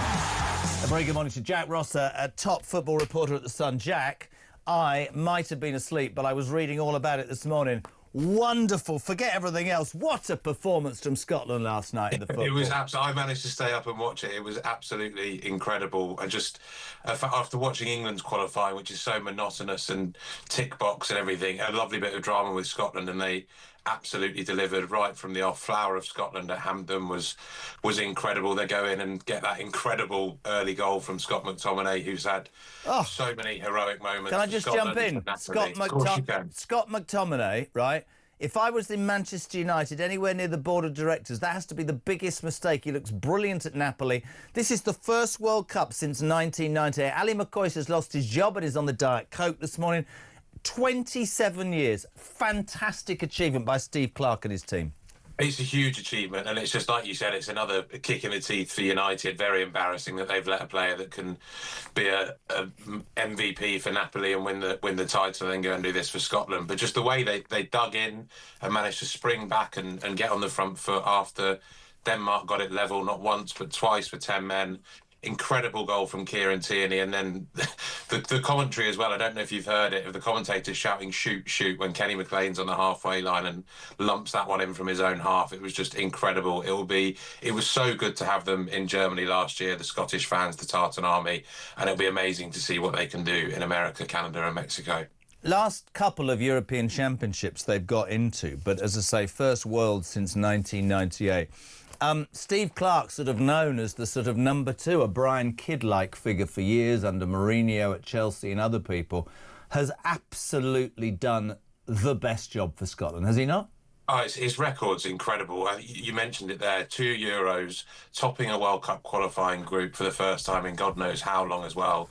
To do that, Denmark are a serious team. The way they fought back in Greece last week as well, going, from 3-0 down to storm back and just keep some passion going. They didn't win the game. They lost Ben Gannon-Doak early as well to keep fighting back from that.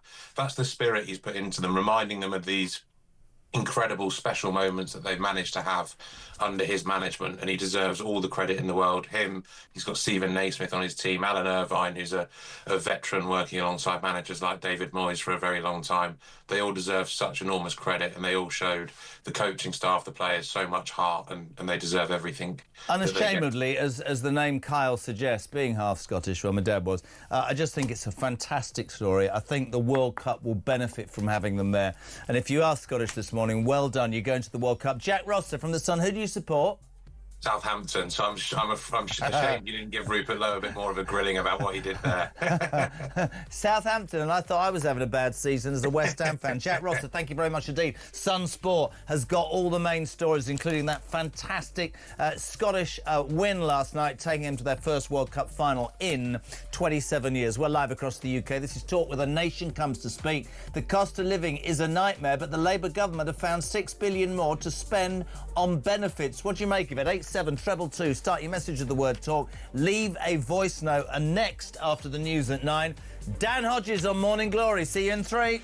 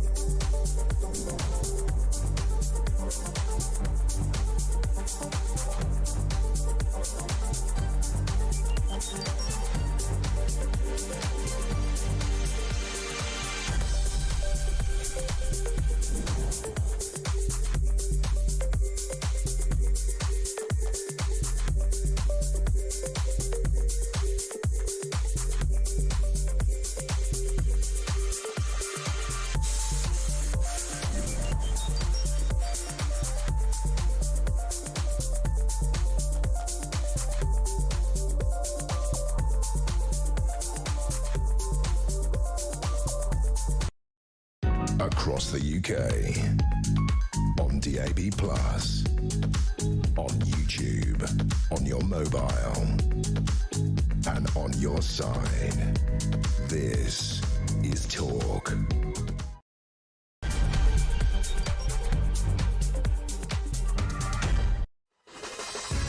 Welcome back, just gone 9 o'clock. Loads of you asking about the new Talk app. Listen, download it now. Forget the old one. After December the 1st, irrelevant. You need to download the new Talk app. Do it right now, and you will be able to take us with you wherever you are, whatever you're doing, whatever happens across your day.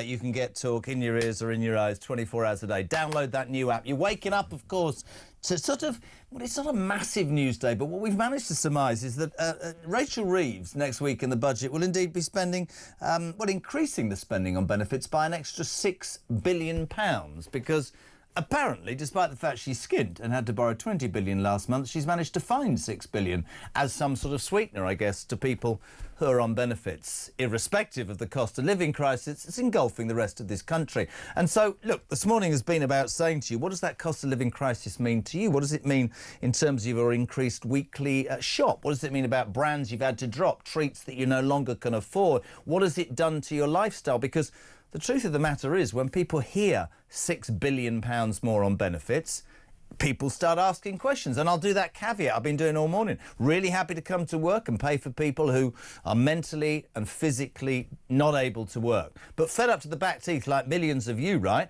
For people who are playing the system, who are getting paid to do absolutely nothing, whilst the hard-working people's being taxed to the hilt. But don't worry, because Keir Starmer knows how you feel, don't you, Keir? For so many people, the cost of living is the number one issue, whether they feel better off, whether they can make ends meet. And that really matters to me. It matters to this government. When I was growing up, we didn't have enough money. And sometimes we couldn't pay the bills. I know what it feels like to be sitting around your kitchen table worrying about that.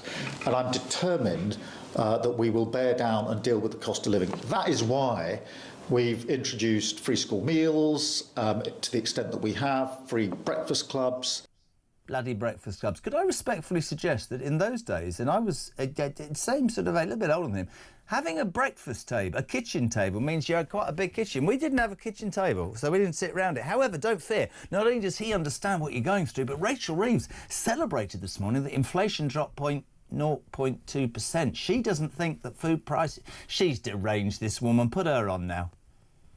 Food prices fell last month and they have risen this month, but I do recognise that there's more that we need to do to tackle the cost of living challenges, and that's why one of the 3 priorities in my budget next week is to tackle the cost of living, as well as to cut NHS waiting lists and cut government debt. There are 300,000 more jobs in the economy than there were at the beginning of this year. But of course, I want also to do more to help people back into work.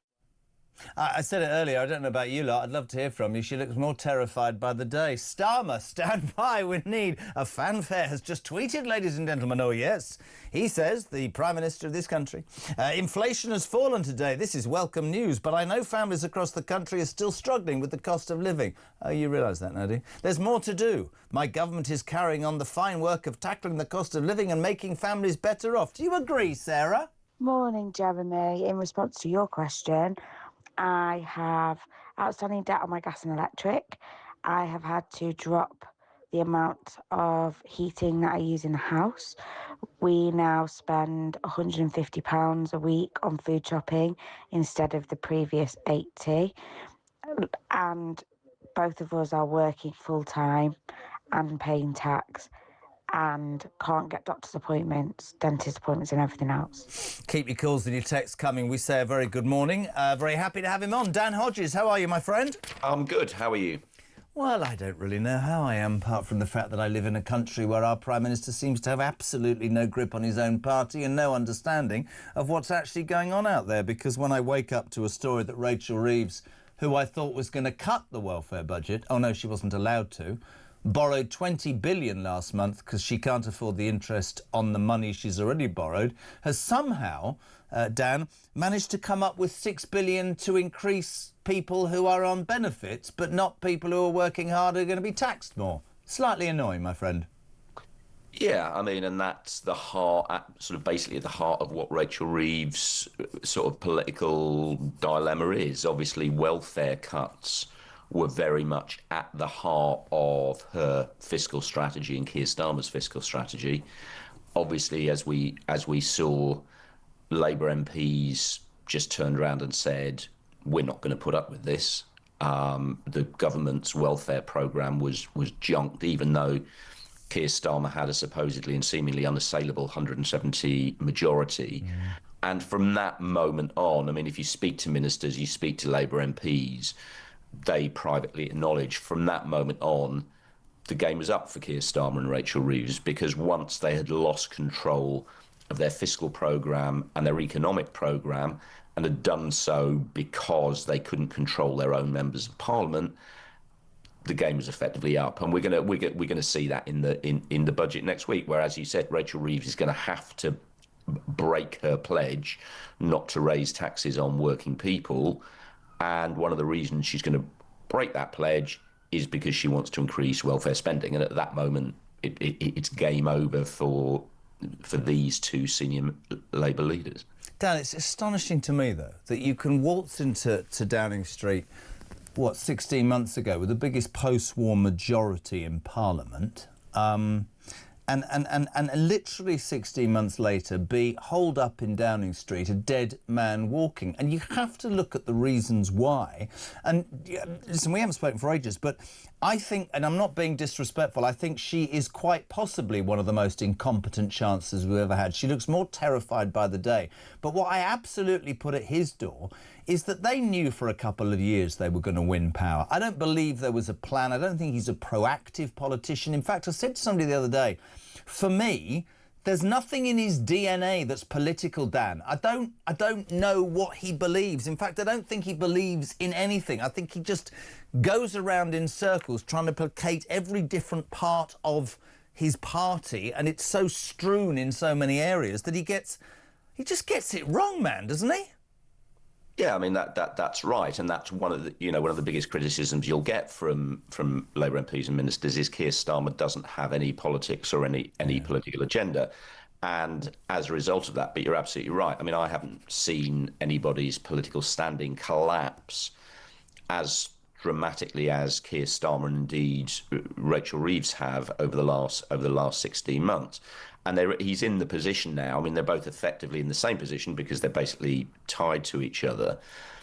They're in the position now where, I was writing about this at the weekend in the Mail on Sunday. They're in a position now where they cannot focus on the country anymore, or the needs of the country, or the needs of and aspirations of the people who voted for them and elected them, because Keir Starmer's almost exclusive focus, and by extension Rachel Reeves' almost exclusive focus, is trying to placate his own backbenchers and his own activists to try and stave off the leadership challenge that we know is coming down the tracks. And we had another classic example just 2 days ago where Shabana Mahmood, to her credit, came out with some relatively modest, but still it was quite clear what the direction of travel was. Reforms on immigration. Keir Starmer did a major interview on that day with the Daily Mirror, the #1 Labour supporting newspaper, in which the headline and the main thrust of the interview was nothing to do with what his government had just announced. And might I also jump in and say to you that I thought the most shocking thing, and I'm with you, listen, I don't think Mahmood will get any of it through because I think the left-wingers will take advantage, but I hadn't seen such positive rhetoric from any sort of Home Secretary for years and years, and I'd take my hat off to her. I love the way she completely destroyed that Green Party idiot and the way she spoke to the SNP, but why the hell was the Prime Minister not sat next to her when she announced changes to an immigration policy under this government that I didn't think I'd even hear about? Where was he? Absolutely nowhere, Dan. Nowhere to be seen. Exactly. I mean, he is basically kind of trying to send a message to his MPs and his parties and his party. This is all Shabana. I'm not here. And obviously we saw precisely this earlier in the year. And this is kind of where it really did all start to properly fall apart for Keir Starmer. If you remember, he did his whole, his famous "we're in danger of becoming an island of strangers" because of immigration policy. He gave that speech, jumped up 4 weeks later and said, actually, do you know what? I hadn't really read that and I don't agree with it and I shouldn't have said it and I'm sorry. And that was about the best thing he'd said for a while, wasn't it, as well? No, I mean, at least there was clarity in terms of what he was saying. But then, obviously, he immediately recanted on it, and that's where we are now. Keir Starmer is not, as I say, able to focus on the needs of the country he's supposed to be leading because his exclusive focus is on trying to stave off this leadership challenge. Now, everybody knows that's not going to work. Let's talk about this leadership challenge. I'd love your take on this because trying to stay very calm. If you strip this down, and we saw Wes Streeting being briefed against, he sort of went on television last week and got an apology, for Christ's sake. We've talked about Shabana Mahmood there putting herself in a position, I think, whereby I've never heard language like that, but the left won't have it. We've then got questions about Angela Rayner, who we found out overnight has said no to "I'm a celebrity, get me out of here." She's already mobilising MPs in the corridors of Westminster offering cabinet jobs, whether that's true or not. But perhaps the most frightening thing, Dan, is that if this incompetent, over-promoted human rights lawyer does have to go, we could face the Labour membership voting for their next leader. We could end up with Ed Miliband in number 10, I just want to leave the country along with millions of others when I hear that. That is a possibility. I mean, I have to say, I was speaking over the weekend to people who are quite close to Ed Miliband, who were adamant this is not Ed Miliband's ambition. Of course it is. It is now. This is the, they didn't quite say they can't foresee the circumstances, but that was.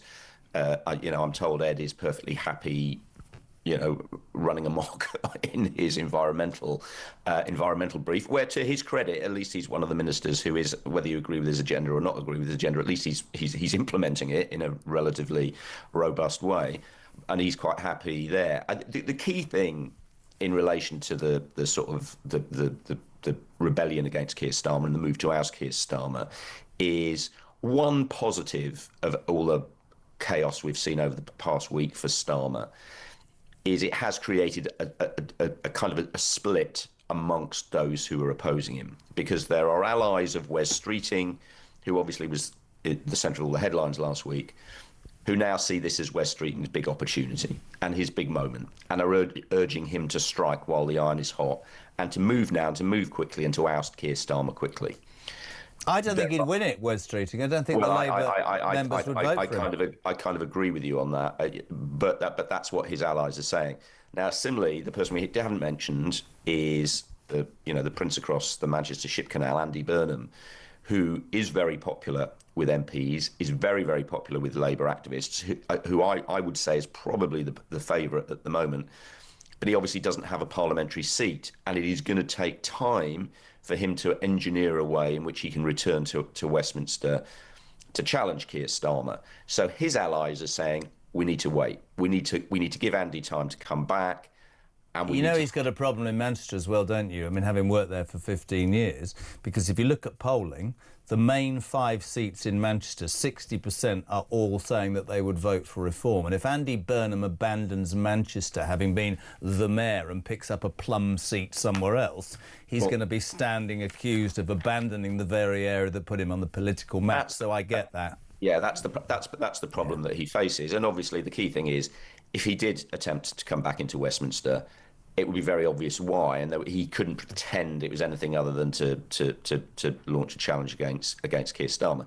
So it looks like the moment of maximum danger for Keir Starmer. Well, maximum danger, it's the moment Labour MPs will move, is after the local elections next year. But he's had such a disastrous sort of couple of weeks that we obviously don't know how badly the budget's going to land, but it's going to land pretty badly. If there were any other major issue or anything, or screw up in Downing Street, or personal screw up, or any issue that were to come to light between now and the local elections, I think he would be in serious problems before that. And as one minister said to me over the weekend, the local elections seem quite a long way off now. Yeah. So the only issue is 6 months away. Yeah, the only issue is when will they move? Well, When this is really interesting. Andrew Neil, I'd love your take on this. He said, Starmer says he will lead Labour into the next election. Given what's happening, do you believe that that could mean a snap election soon after the budget? No, because Keir Starmer knows precisely what would happen in that election. His party's polling 18%. I mean, he wouldn't even be halfway up the mall before his angry MPs dragged him out of the car and dragged him back into into Parliament. There's no way the Labour Party is going to call an election, or Keir Starmer's going to call an election in such a dire circumstances. This is, we had a bit of this. This was part of the briefing we had last week. If you remove Keir Starmer, there'll have to be an election. It's a classic device that all prime ministers use to try and stave off the people who are moving against them. There are no circumstances where Keir Starmer will call a snap election. Who do you think, bearing in mind what you've said about how the left is gearing up, it won't allow welfare budget cuts to go through, it certainly won't allow Shabana Mahmood's moments and about, the situation with immigration to go through? They seem to be mobilising. I thought you were great when you said about Wes Streeting. It's really difficult for him because the members wouldn't vote for him. I don't know. Who do you think will succeed Sir Keir Starmer, Dan? I still think, if I had to bet, I would say Andy Burnham, but it is complicated for him. It is a more complex path for the others. I wouldn't rule out Angela Rayner. No. Angela Rayner is popular with the members, and we've seen, members of the cabinet, backbenchers over the last few weeks have all been rushing to praise her, and kiss Angela Rayner's ring. It's a bit soon. I mean, we had Poppy Coburn on Monday, and she sort of a bit of an exclusive. She said she knows that Angela Rayner can't afford to pay the 40 grand back in stamp duty. She hasn't got the money. And she can't accept a gift from a donor because that goes against parliamentary privilege. She can't not pay it because she'll get a police caution. She's stuck between the devil and the deep blue. Yeah, but if she's Prime Minister, all these issues will go away. Yeah, that's part of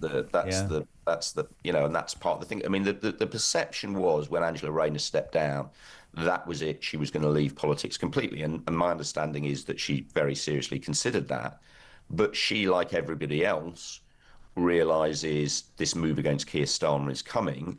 And she recognises, despite everything, despite the fact that she had to resign in disgrace only, 8 or 9 weeks ago? Yeah, 8 weeks ago, yeah. She recognises, as you pointed out, the views of the people watching this programme, the views of the voters, the electors of the country, they're not relevant. All that matters are the views of the Labour activists who will vote to elect Labour's new leader. And like it or not, Angela Rayner still remains very popular with those people. Absolutely. And apparently in the papers today, she was very close to signing up for I'm a Celebrity, Get Me Out of Here, which should be interesting. Dan, really good to have you on, my friend. I really appreciate your time this morning. We look forward to Sunday's column. The excellent Dan Hodges there, Mail on Sunday. You'll be able to read all that he thinks on the week. For me, I'm sitting here and we're talking about what's going on in terms of the Labour Party, the left going to move against Starmer. You lot are quite rightly talking about the reality of a cost of living crisis. Chris in Cumbria says, think they should turn the heating off in the Houses of Parliament, Jez, and let them have a taste of what most of the country are going through. Let them wear thick coats and scarves like most of us up here have to do in our own homes. Hello to Dale from Stenning. Great show. Cost of living is ridiculous, Jez. For example, the price of beef. How can this be justified? Energy prices. The temperature has dropped significantly, but at the moment, I cannot afford to turn on my heating. Jane Waterhouse, good morning, Jez. I can't get the image of Keir Starmer at a young age sitting around with his mum and dad worrying about how they were going to pay bills. What a burden for youngsters. Brian, Starmer said the cost of living is his #1 priority. When will he and his economically illiterate Chancellor wise up? The small boats and hotel costs for migrants is costing this bloody country £15 billion a year. That is the cause of this economic crisis. Immigration should be his #1 priority. It goes on. Simon, morning, Jez. I've had enough of this country and I'm due to retire in 4 years. I'm looking at property abroad where it's much cheaper, cleaner and the cost of living cheaper. It used to be a great country, mine, but I no longer recognise it. Keep up the good work. David, good morning, Jez. I'm a 74-year-old pensioner on state pension, and for the last few months I do wonder why I bother to get up in the morning, struggle to find enough to pay my rent, electric, gas and food. It is truly worrying. Why do these illegal migrants have everything I pay for free? What we pensioners need help before this government kills us all off. They hate us and want us gone to save money for illegals. Sorry about the rant, but my wife and I are so upset, and more than anything, we're scared about the future. Now, when you listen to that from David and his wife in their 70s, scared about the future, talking about how we're seemingly forgetting his generation and what they did, how can anybody then listen and say, well, we're demonising migrants and we're demonising people who are on the dole? No, we're not. We're saying that there are people taking advantage and making this country incapable of doing what it needs to do for the people who live their lives correctly. Carl, good morning. Morning, Jeremy. Great show, as always. I'm trying not to let my blood boil, but this is something I see daily. I work within social housing, and I'm in and out of properties daily where people are largely on universal credit. And let me tell you, I've got my degree and I've worked my way up the ladder and I've worked hard.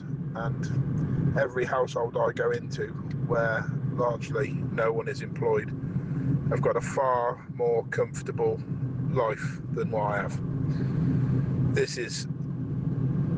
It's just beyond a joke. You know, every time we go shopping, you sort of, I'm at a stage now where me and my wife are both professionals, and often when we're going shopping, we're adding up as we go round. This is just so wrong. Keep talking about it, please.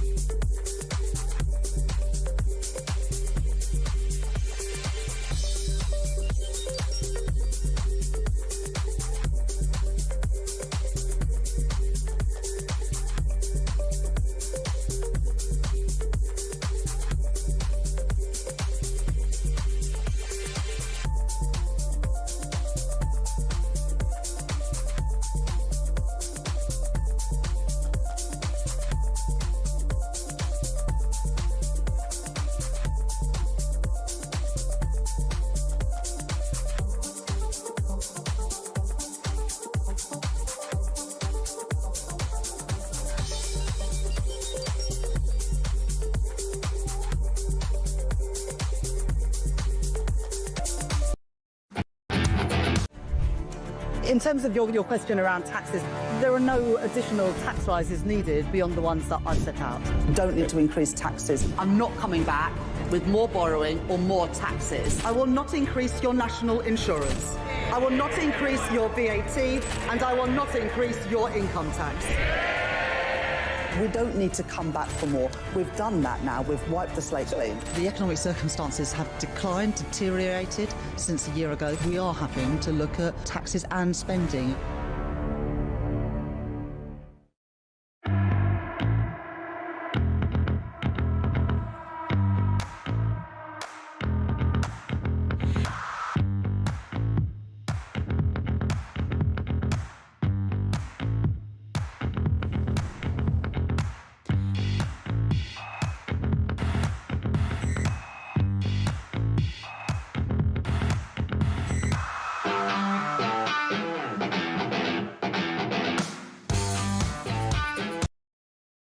Across the UK, on DAB+, on YouTube, on your mobile, and on your side. This is Talk. Welcome back. Morning Glory on until 10. Julia Hartley-Brewer, the Queen of Westminster, is here from 10. And Mrs. Kyle's favourite on the Housewives' Choice. The amazing Ian Collins here from 1 o'clock this afternoon, 9:27. I've got to read some of these out because the cost of living debate today has literally got you by the millions. Graham in Dorset. What sort of parents did Starmer have if they sat around the table with him as a 10-year-old child and bemoaned their money troubles? I grew up around the same time as him and we didn't have much money, but my parents would never have put it on me or my siblings. I do worry about whether he knows. No. Sally, good morning. Benefits should be a safety net for British people who need help. They should be paid enough to get by, not enough to have massive TVs. Reeves needs to go. Phil in Coventry. Morning, Phil. We're the same age, matey. We've lived through the best of British times. That's me and him. I've had a good life. Our children's future, however, is going to be very different. This country is finished, betrayed by the people who are meant to serve us. I don't disagree, Phil, but it doesn't stop us fighting every single day. Jez says, morning, what a liar Starmer is. I was married in the 70s with 2 kids under school age. My husband worked full-time, not part-time like today. We paid our bills and still had a roast dinner on Sunday. It sounds like parents don't manage their money properly. Finally, for now, Jess, or is that me? I don't know. I've got 2 jobs. Was out of the house yesterday, 18 hours to put food on the table for my kids, Jess. I speak to people and they say to me, why don't you just downward claim universal credit? Instead of saying good for you, they have literally laughed in my face for going to work. I was always under the impression that work is a good thing.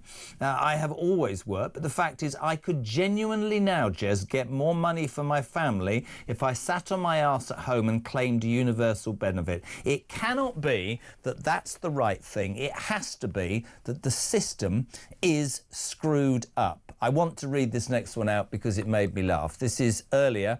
We had a voice call from a... He said, so I've just heard a voice call, and according to your caller, we give a drug addict a mobility car, but if I happen to have a couple of pints, which I wouldn't condone, I'll have mine taken off me. Very true, Steve. Right, 0344 499 1000. So many of them. Keep them coming. Let's go stateside now. Is it Hommel? I'm delighted. I haven't met her yet. Very excited. K-Star in Phoenix, Arizona. Very good morning to Heidi Hommel. How are you, Heidi? Good morning. How are you, Jeremy? I'm all right. It's my daily dose of madness that is the United States. It used to be madness. Your country looks sensible compared to the absolute disaster that is the United Kingdom, where men apparently can have babies. Don't get me started. There's this extraordinary footage, and there's all the debate about Epstein. Overnight, I think that voted Congress completely just straight through. But Trump loses it with a reporter over Epstein. I've got a clip if you're happy to watch this. Heidi, watch this. Mr. President, why wait for Congress to release the Epstein files? Why not just do it now? You know, it's not the question that I mind, it's your attitude. I think you are a terrible reporter. It's the way you ask these questions. You start off with a man who's highly respected, asking him a horrible, insubordinate, and just a terrible question. And you could even ask that same exact question nicely. You're all psyched up. Somebody psychs you over at ABC. You're going to psych it. You're a terrible person and a terrible reporter. As far as the Epstein files is, I have nothing to do with Jeffrey Epstein. I threw him out of my club many years ago because I thought he was a sick pervert. Heidi, I'm sorry, but I just love the fact that I love him. Whenever he doesn't want to answer a question, he goes, you're fake news, you're a horrible person, I'm not answering your question, you should show me more respect. Is he losing it? Quite a personal attack against a reporter. And yeah, he is losing it, especially when it comes to the Jeffrey Epstein question. There was nothing insubordinate about how that was ABC News White House correspondent Mary Bruce, about how she asked that question. But it just seems to really get a rise out of President Trump when anyone brings up his relationship with Jeffrey Epstein. And you're right, Congress did pass legislation yesterday to release the entirety of the Epstein files. All President Trump has to do now is sign it. And interestingly, over the weekend he did a U-turn, having said previously that he didn't want it released, but now he does. Maybe that's pressure, but this is the bit I don't understand, and you know more than me. Am I not right in saying that the late Virginia Giuffre said in her book that he was not somebody that she would point the finger at all? If there isn't anything to hide, and he knows that his name's associated with it anyway, why would you not get it released? Right. Yeah. I don't know. And I haven't read Giuffre's entire memoir. I don't know that she said that specifically, but there were some emails that came out recently between Ghislaine Maxwell and Jeffrey Epstein saying that calling Trump the dog who hasn't barked and saying that he knew about the girls. Obviously, there's some context missing there, but knowing what we know about convicted sex offender Jeffrey Epstein, it leads you to wonder what does that mean that Trump knew about the girls? And now he maintains he didn't know anything about what Epstein was doing and that he kicked him out of Mar-a-Lago when he found out that he was going there to sort of recruit women for trafficking. Didn't Virginia Giuffre work at Mar-a-Lago before she went to work for Epstein? Isn't this true? She did, yeah. That's where she was recruited to be a massage therapist for Jeffrey Epstein. She was recruited by Ghislaine Maxwell at Mar-a-Lago. I find it quite interesting, having sort of watched this fascinatingly with Trump and sort of hoping he'd be re-elected only because I thought that Kamala Harris was quite simply worse than Rachel Reeves, which is saying something. The thing about Trump is the first the first administration was punctured by almost a resignation or a sacking every day. We seem to have had some consistency. Susie Wilkes, his chief of staff, seems to have a good job. What's he called? What's the one that was Secretary of State called? Rubio seems to have been quite consistent, but we're starting to see cracks. He also, we see some more footages. He was sat with the Saudi Crown Prince. He too was questioned over the 2018 murder of Washington Post columnist Jamal Khashoggi. Have a watch at what Trump did with this, friends. As far as this gentleman is concerned, he's done a phenomenal job. You're mentioning somebody that was extremely controversial. A lot of people didn't like that gentleman that you're talking about. Whether you like him or didn't like him, things happen. But he knew nothing about it, and we can leave it at that. You don't have to embarrass our guest by asking a question like that. I mean, tell me how the American people are, because obviously Trump swept to power and ICE did their job and the southern borders closed, and a lot of us in the United Kingdom would crave right now a politician who actually bloody well does what they say they're going to do. But are the cracks beginning to magnify, in your opinion, Heidi? I would say some Republicans are definitely starting to turn on him. You could see that especially with the Epstein legislation this week.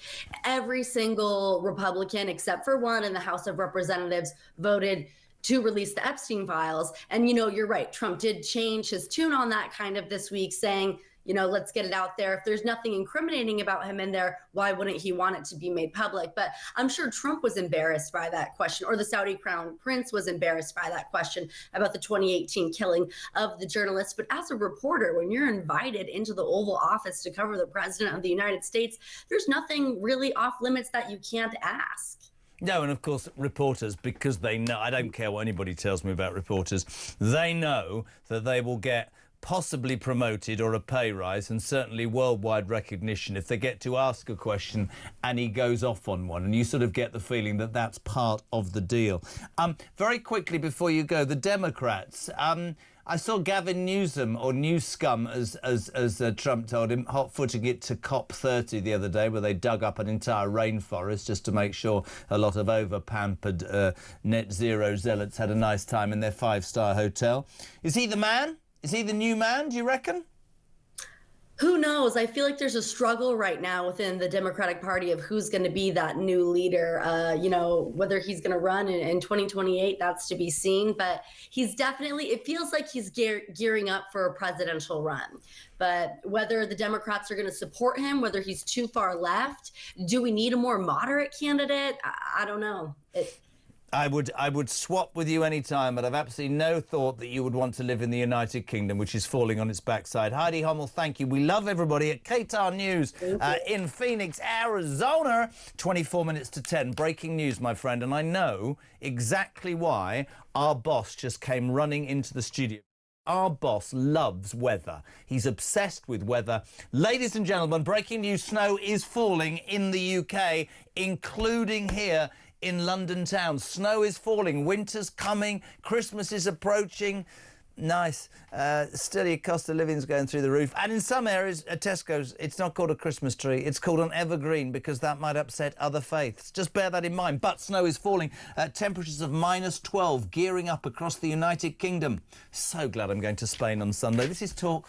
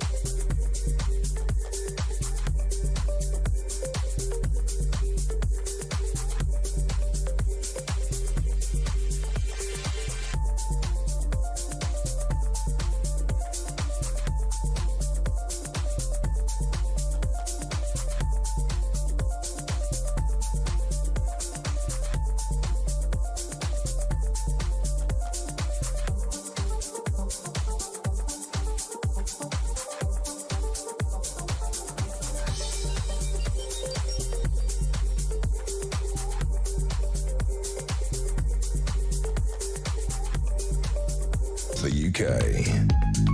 On DAB+, on YouTube, on your mobile, and on your side.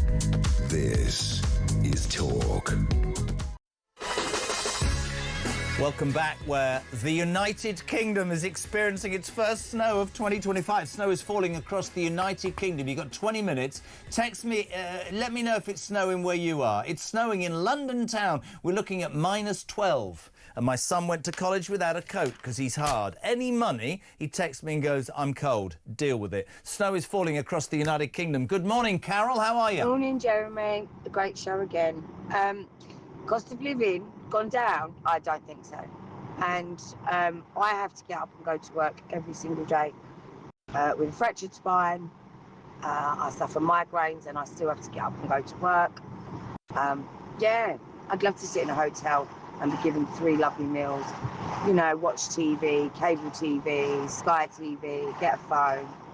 It's just unbelievable. My phone's cracked, by the way. My screen is cracked. I can barely see. But I guarantee I won't get a new phone if I ask for one. Brilliant. No, I know exactly. There's just such a lot of happiness around this morning. But she's right, isn't she? 87222. Morning, Stuart Brown. Jess, my son is a warrant officer in the British Army. Good man. And he's told me they've got little or no equipment. Most of it's gone to Ukraine. There's not enough troops. There's far too much DEI and morale is in the toilet. Good morning to Chris Butler. Wallasey, brilliant. That Tam Desai drove me up the bleeding wall, Jess, and he ripped the radio off my brand new mobility car on the way to my free squash lessons at my local leisure centre, and then I'm going to go and have some Pilates lessons because I'm very stressed. Hello to Jeremy. No. Yes. Pew. No, pardon? In Exeter. Exeter, right? Nice to hear Tandesi rightly saying we need to spend more on defence. Perhaps you should have had a word with Starmer and Miliband and tell them 11.5 billion in foreign climate aid would be better spent on us defending our own nation. Good morning to Michelle. Having just found out my 4-year-old is likely on the spectrum, I contacted the local GP surgery. And it will be at least 6 weeks. Wait for this. This is going to send me through the edge. Do you think I'm going to say 6 weeks for an appointment or something else? 6 weeks for a call back. See, in those 6 weeks, Michelle could go to France, rent a dinghy, come over here, be in a 4-star hotel tonight, and she'd see a GP literally tomorrow. That is the truth. Sarah Brown. As a child, I was never aware of the financial position my parents were in. I had a good mum and dad who didn't worry our little heads about things like that. We were warm and clean and fed. Sometimes on jam and only bread, yet Keir saying he knows what it's like to grow up poor is lying again. His parents would have gone without to make sure he was well fed. They did it in those days, quite right. Steve's in Yorkshire. Hi, Jez. I no longer believe in a cost of living crisis. I now believe that we have a cost of welfare crisis. 100%. Finally, Matt from Charing. Do you think that's Charing Cross or just Charing? Well, I know. Is there a place in England called Charing? Morning, Jez. The cost of living is hitting me twice as hard as I also support my pensioner mum who can't afford her heating bills in general. Geez, the stories out there today. Now, apparently, despite the fact that snow is falling, all around us, all over the UK, and it's -12, and the cost of living is a nightmare, and we can't defend ourselves because we've got no army, and the borders are open and we're being flooded by illegal migrants who attack young girls. We can't do anything about that. But the one good thing is that inflation, ladies and gentlemen, fell this morning by 0.02%. A tweeting from our Prime Minister said, inflation has fallen today. This is very welcome news. But I do know that families across the nation are struggling with the cost of living. There's more to do. Do I sound incentivised? My government is carrying on with the work of tackling the cost of living and making families better off. That's not what you're telling us. Good morning, Adrian Mills. One part of the greatest television programme that ever used to be on the British Corporation. How are you, Millsy? Well, let me tell you now, going off at a slight tangent, southwest London, it is snowing and it's coming down heavily. Can we not take your thing to the window so I can see some snow? In a minute, Jeremy, because you have talked about so much this morning that I feel I could be on for half an hour. You've got 15 minutes. Right. Right, first of all, the lady that mentioned the NHS. Well, let me tell you, I'm waiting for a hernia operation. You're going to love this. I've been waiting since April of last year. I had a scan in the summer, and then I had a phone call that said, your consultant won't be seeing you, but will give you a call on November the 5th, right? So at the end of October, I got a message saying, the consultant is ill and will not be able to phone you. I said, but that's in 14 days' time. Is she going to be ill in 14 days' time? And they went, that's not for me to discuss. Here's your new phone call, 29th of January. What is the world coming to? I mean, anyway, so that's my rant over about that. That's terrible. And you're at an age now where you're wearing a thick jumper because you can't afford to heat your house, can you?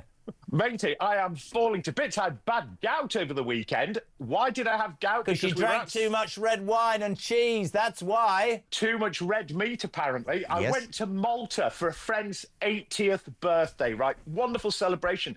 English guy living in Malta. I met lots of people from Great Britain living in Malta. Cup of coffee, €2. Meal out, 10 quid. And I'm thinking, and they all said, we've moved out here because everyone speaks English. It is so much cheaper. And a friend said, it's not that it's much cheaper. It's just that in UK, you're being ripped off. It's too expensive. And therefore, I want to dispel a myth, bringing it back to our conversation, which is why I'm on, is when people say, oh, isn't it marvellous? And I've been listening to all sorts of MPs bash it on today about inflation is coming down. All that means is prices are not rising at the speed they were rising this time last year. They are still going up. And you and I have talked over many years about not only are they going up, but there's that thing called shrinkflation, where everything you're buying is probably 10% smaller. Even my wife, who loves baking, bought a dozen eggs the other day. Wrong. There were 10 in the box.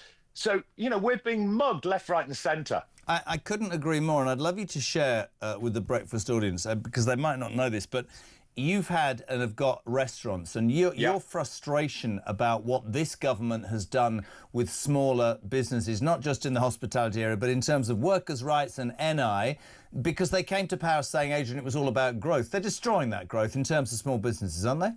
Totally. Well, I'm the chairman of a local business association, and I have to say our particular village was voted the #1 village in the United Kingdom a couple of months ago. So that is a remarkable achievement. But when I go around and speak to every single one of these businesses, they go, do you know something? Last night we had hardly any customers. For example, our restaurant, very quiet last night, as too were all the other restaurants in the area. There was a lovely elderly couple in the other evening, and they said, we can no longer afford to come to you every week. Not because you're expensive, it's just because everything else around us is costing so much more. So we only come out for birthdays, celebrations, possibly wedding anniversaries, something like that. Everything, but everything, and everyone you speak to, unless you are lucky enough to own the freehold of your building, people are hanging on by their fingernails. And that NI increase, where they said, oh, it's going to boost the economy, it's going to bring more people work. No, it isn't, because what everybody did, and I have to say, hand up, we had to do the same, is instead of having 4 people working the floor, say, last night, we had 3. We've actually reduced the amount of staff that we've taken on. And that is the story here everywhere. And we are lucky. We're in quite a prosperous area of London.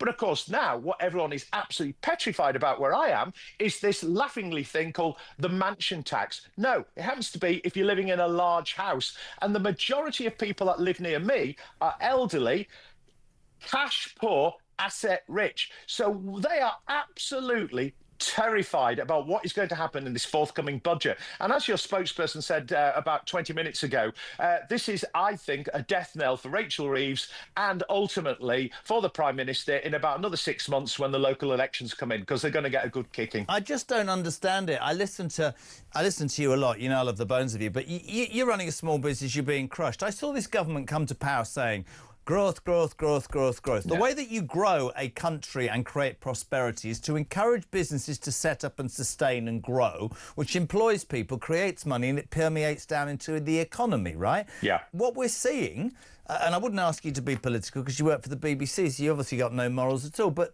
I'm joking. But the truth is we're saying in this country, and I said it at the beginning when they came here, they've only got one policy, which is to increase tax on people they perceive to have aspiration or have achieved anything or are in their minds wealthy. People are being destroyed, and on the back of it, today, we discover she's spending, Rachel Reeves, $6 billion more on benefits. And of course, you know, the caveat, been doing all morning, really happy to pay my taxes for people genuinely ill, generally disabled.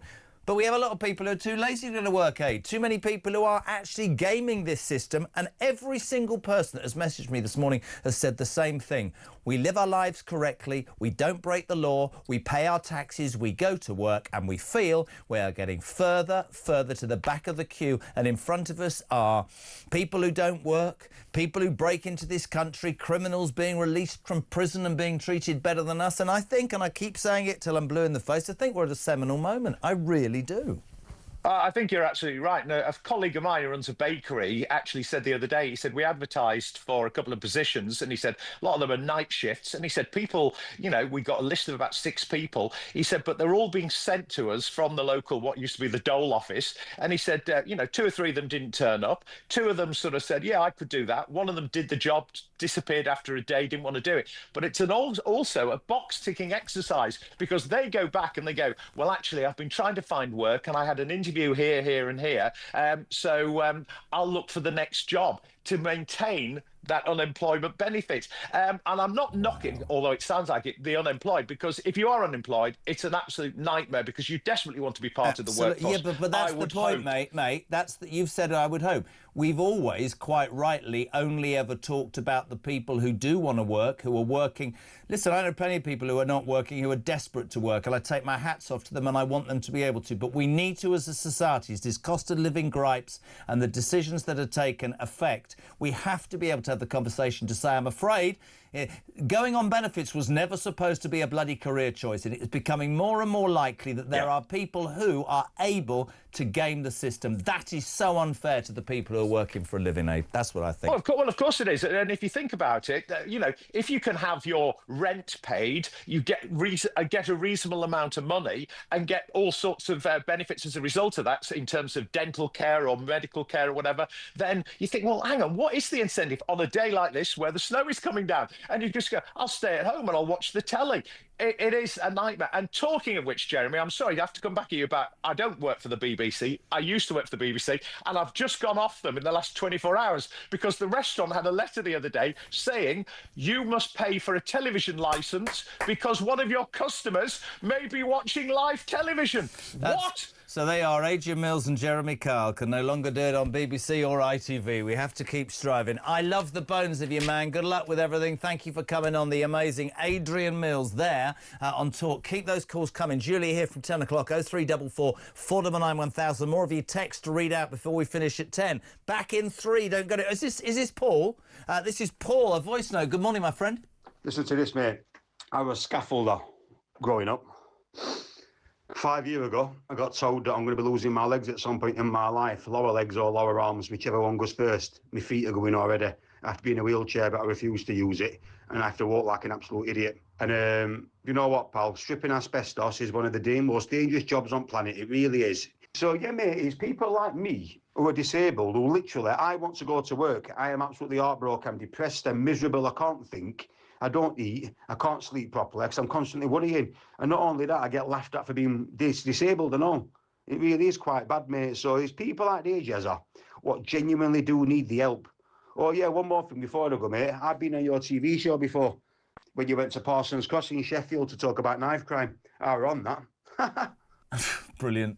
Why were you on a programme about knife crime? But on a serious note, let me just say this about that guy, Paul, right? It's a genuine claimant who's done a job. Asbestos poisoning can't work. More than happy for Paul. More than happy to work for him. How does he feel, though? But we need to keep making the point. When we talk about shining a light on the people who are playing the benefit system, it also is important to not just say the genuine people should absolutely get it. You should also point out that the people that are screwing the system are making it harder for the genuine people like Paul to get their money. Paul, my thoughts are with you. 8 minutes to 10. Back in 3.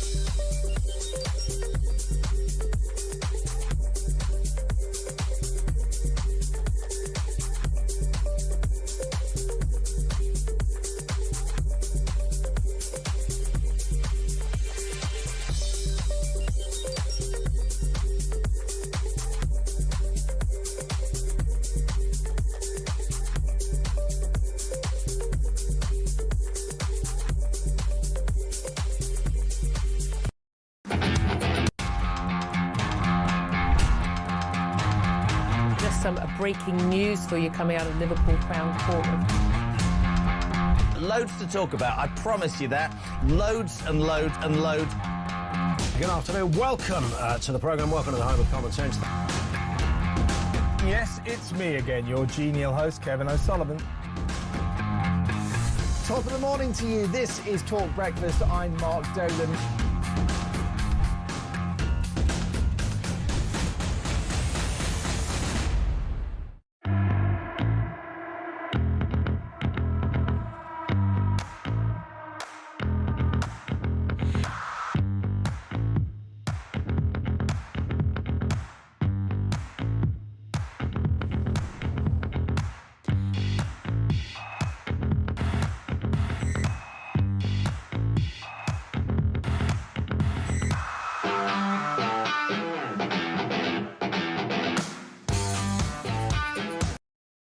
Across the UK, on DAB+, on YouTube, on your mobile, and on your side. This is Talk. Welcome back, Julia here from 10, Ian from 1, and I've just been told Kevin O'Sullivan is driving you home from 4 o'clock despite these terrible conditions. If you look out the window, it's absolutely hacking it down with snow. I've just seen pictures in Berkhamsted. Sue in Old Harlow says, Jez, for God's sake, it's been falling for weeks in parts of Scotland. It's not going to be -12 in the south of England. Stop being so bloody dramatic. All right, there's a bit of snow, a bit of sleet. It's not going to be... I'm only telling you what I was told. It's snowing in Leeming Bar in North Yorkshire, says Chris Bird. Is that Chris Whit? No, let's just say his name. No snow on Dartmoor. In fact, for a change, brilliant sunshine, says Steve. Lovely. Lee's in Liverpool. A man I work with has had heart problems. He's been waiting for a scan for a year. It was supposed to be this Thursday. He got a message Friday just gone to say his appointment had been cancelled and he would get a new date. His appointment was cancelled because of an emergency that was going to happen 8 days later. His new appointment's not till the end of April. Seriously, get on a dinghy and come over. You'll see a doctor tomorrow, Liam. It's ludicrous, isn't it? June. We're in our 70s, Jez. Both worked for over 43 years. Paid tax, never claimed. We have a bit of savings, but try not to use it in case my husband needs private medical help. On the NHS, he's had 5 cardiology appointments cancelled.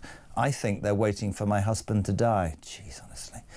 Morning, Jez. Chris. Kat Eccles, that ridiculous MP who said, we're pandering to the electorate, we can't do that, really showed herself to the people who voted for her. They mean nothing to her, but what she wants is a cross next to her name at the ballot box. Hope they remove her next time round. Hello to Paul from Southampton. Cost of living crisis could be ended today. The previous government allowed the energy providers to charge what they liked by lifting the caps to cover their escalating costs. Why then are they millions of pounds in credit? Stephen, good morning. Hello, Jeremy. It's Stephen in Newcastle. Great show. Hello. Very frustrating listening to everything, how depressing the country's become. But on the question of why do people bother getting up and going to work 8 hours, 10 hour, 12 hour shifts and pay tax, it's self-respect, mate. Self-respect, being brought up by decent parents, instilling a great work ethic in you. I have no idea how a grown man or woman can sit on their settee with the curtains open in the morning and watch their neighbours go out to work to pay for them to sit on their lazy backsides. Thank you. Keep it up. Ta-ra. His story is not one that I haven't heard all morning. Julia Hartley-Burrow. Good morning. Well, good morning. Can I just say, it's just very exciting because it's been snowing outside. Stop being so dramatic. I've been told off by Sue, said it's been snowing for weeks, you miserable git. Well, yeah, I know, this is it. I mean, if it's London, then it counts. You know the rules.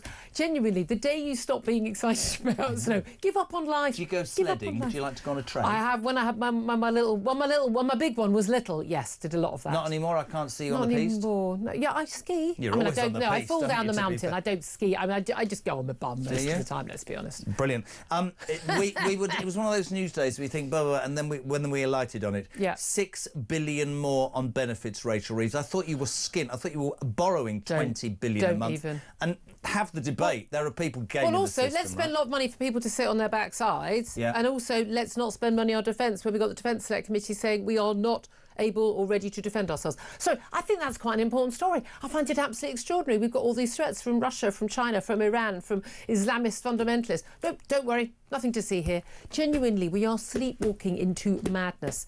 And when we do have to defend ourselves and everyone has to come off the dole and be conscripted, well, yeah, wake up call, everybody. I couldn't agree more. We had 10